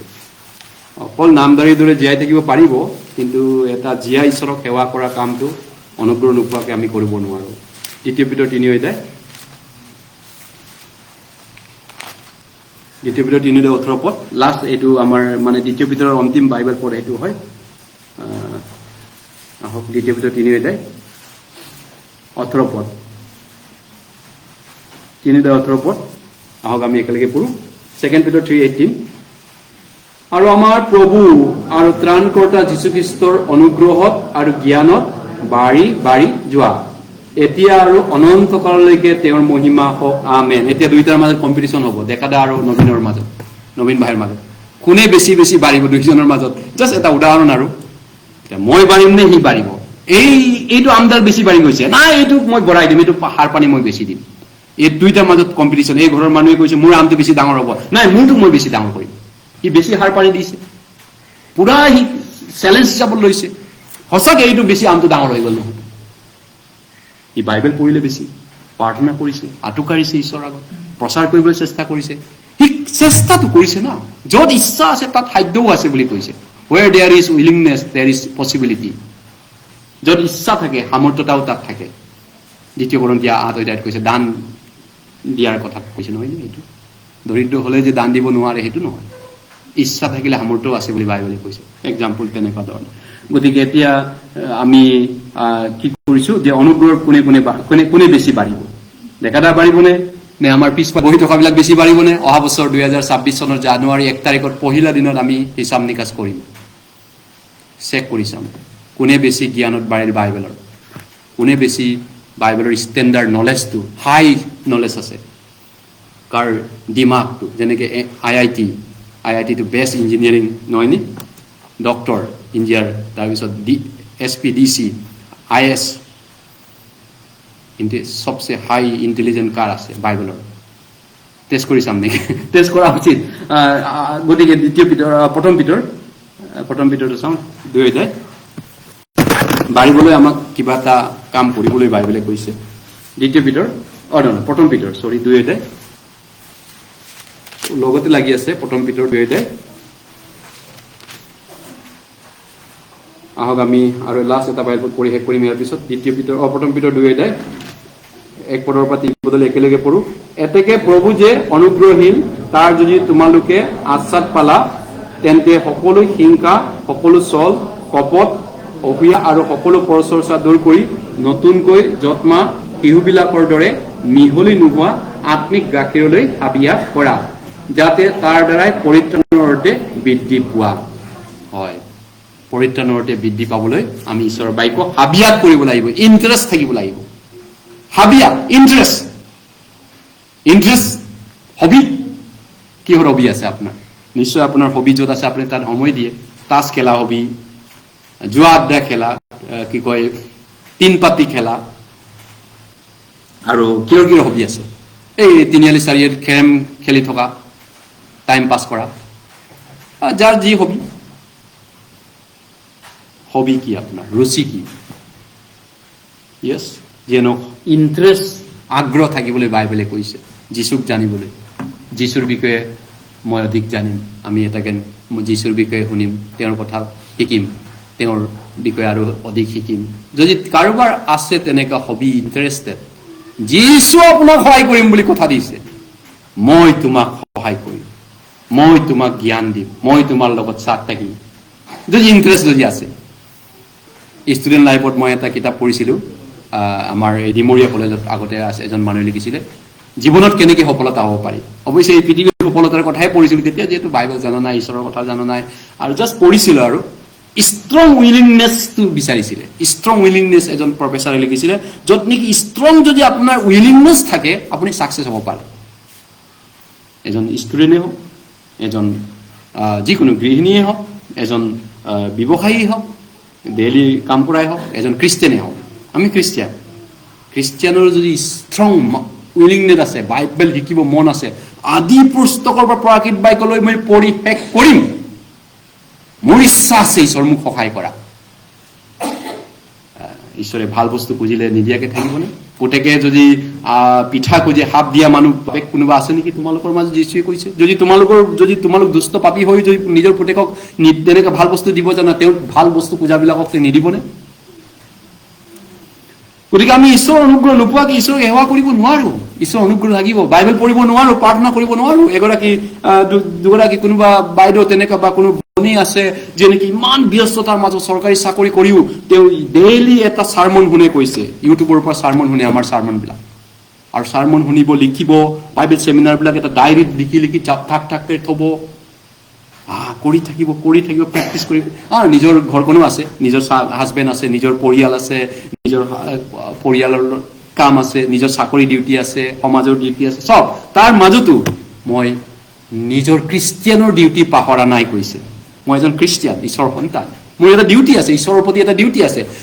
নিজৰ মানুহজনৰ প্ৰতি আপোনাৰ ডিউটি থাকিব, নিজৰ মা দেউতাৰ প্ৰতি আছে, কলেজৰ টিচাৰৰ প্ৰতি আছে, আপোনাৰ সমাজৰ প্ৰতি আছে, নিজৰ বছৰ প্ৰতি ডিউটি আছে, ল'ৰা ছোৱালীৰ প্ৰতি আছে, আপুনি সমাজ বিভিন্ন ধৰণৰ নিজৰ ডিউটি আছে। সকলো ডিউটি কিমান নিজক কৰিব, টেনচন বাঢ়ি যায়, নহয় নে? তেতিয়া আপুনি এই সকলো ডিউটিৰ পৰা ঈশ্বৰৰ ডিউটিটো কি হ'ব? নিজৰ দেউতাৰ কাৰণে কৰি, যীশুৰ কাৰণে কৰা ডিউটি কি? নিজক চাইড কৰা, দিনত 2 ঘণ্টা চাইড কৰি সকলোৰ পৰা নিজক ৰক্ষা কৰা, ৱাল দিয়া, নিজক ৱাল দিবলৈ কৈছে, ফেন্সিং, চাৰিওফালৰ পৰা নিজক ফেন্সিং কৰি, মোবাইল পেলাই পিনি, ৰুম এটাত সোমাই গৈ পিনি প্ৰাৰ্থনা কৰি, আঁতুকাৰি গীত 2টামান গাই, বাইবেলখন পঢ়া, সেইটো ঈশ্বৰক দিয়া টাইম। কিন্তু নিজৰ পৰা নিজক বচাব লাগিব ফাৰ্ষ্টত, নহয়নে? নিজৰ পৰা ৰক্ষা কৰা, এই কুটিল যুগৰ পৰা নিজক ৰক্ষা কৰা। সেইটো পদে 4:23 কৈছে, ৰক্ষা কৰিবলগীয়া সকলো বস্তুৰ মাজত তোমাৰ হৃদয়ক অধিক যত্ন ৰক্ষা কৰা, কিন্তু তাৰ পৰা জীৱন উৎপন্ন হয়।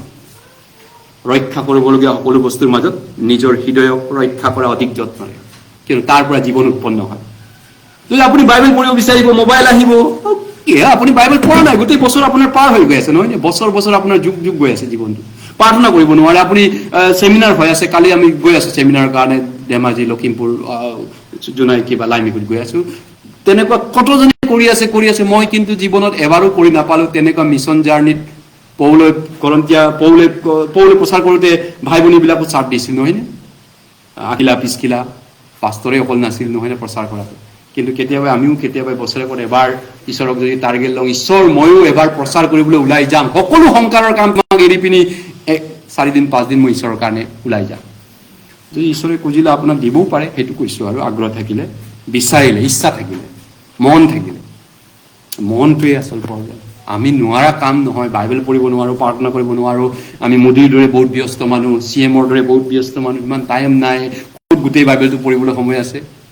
আচল প্ৰয়োজনটো আমাৰ মন নাই। আমি মানুহ হয়, নহয়নে?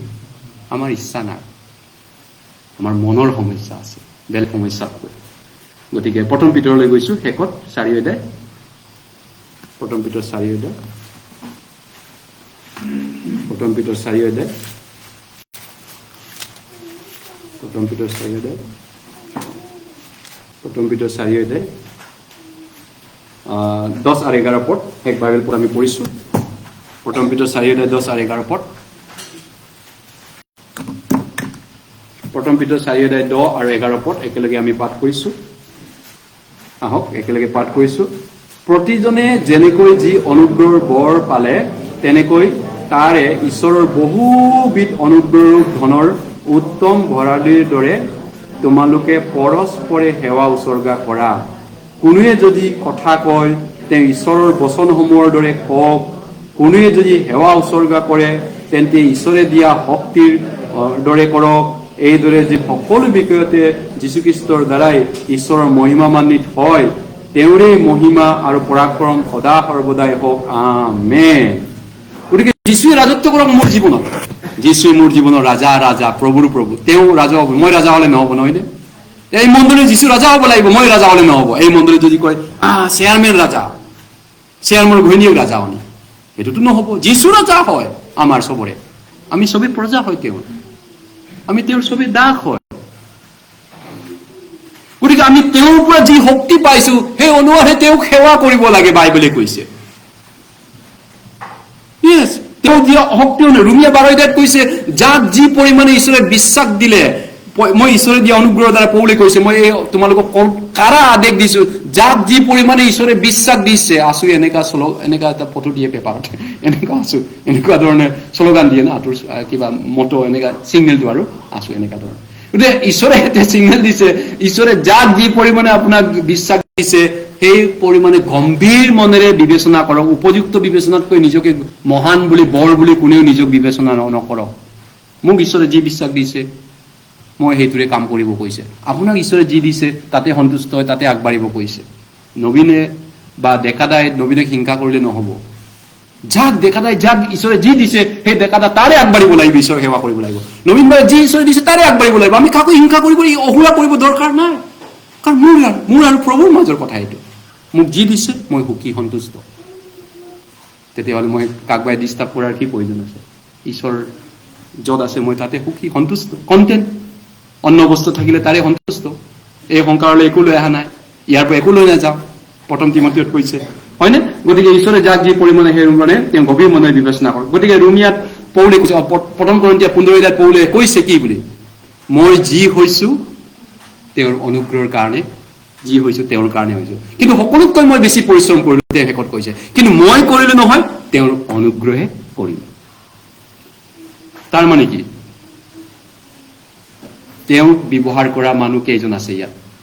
যীশুৱে ব্যৱহাৰ কৰা, যীশুৱে পবিত্ৰ কামত লগোৱা মানুহ। এদিন আমি সেইটো আগৰ চানডে, তাৰ নেক্সট চানডে পাতিছিলো। ক্লিন বেচেল, শুদ্ধ পাত্ৰ, ঈশ্বৰে ব্যৱহাৰ কৰাৰ কথাটো 2 তিমথিয় 2 কৈছেনে? ডাঙৰ ঘৰত কেৱল সোণ ৰূপৰ পাত্ৰই থাকে তেনে নহয়, কিছুমান কাঠৰ বেৰৰ কিবা কিবিও থাকে, কিন্তু কেতবোৰ সমাদৰৰ, কেতবোৰ অনাদৰৰ। ঈশ্বৰে কাক ব্যৱহাৰ কৰিছে আমাৰ মাজত? প্ৰথম ব্যৱহাৰ, এই বাইকৰে নিগুৰ তত্ত্ব কাক জানিব দিয়ে?